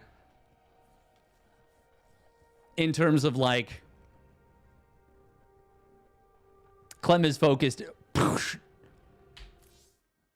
Victory, hero.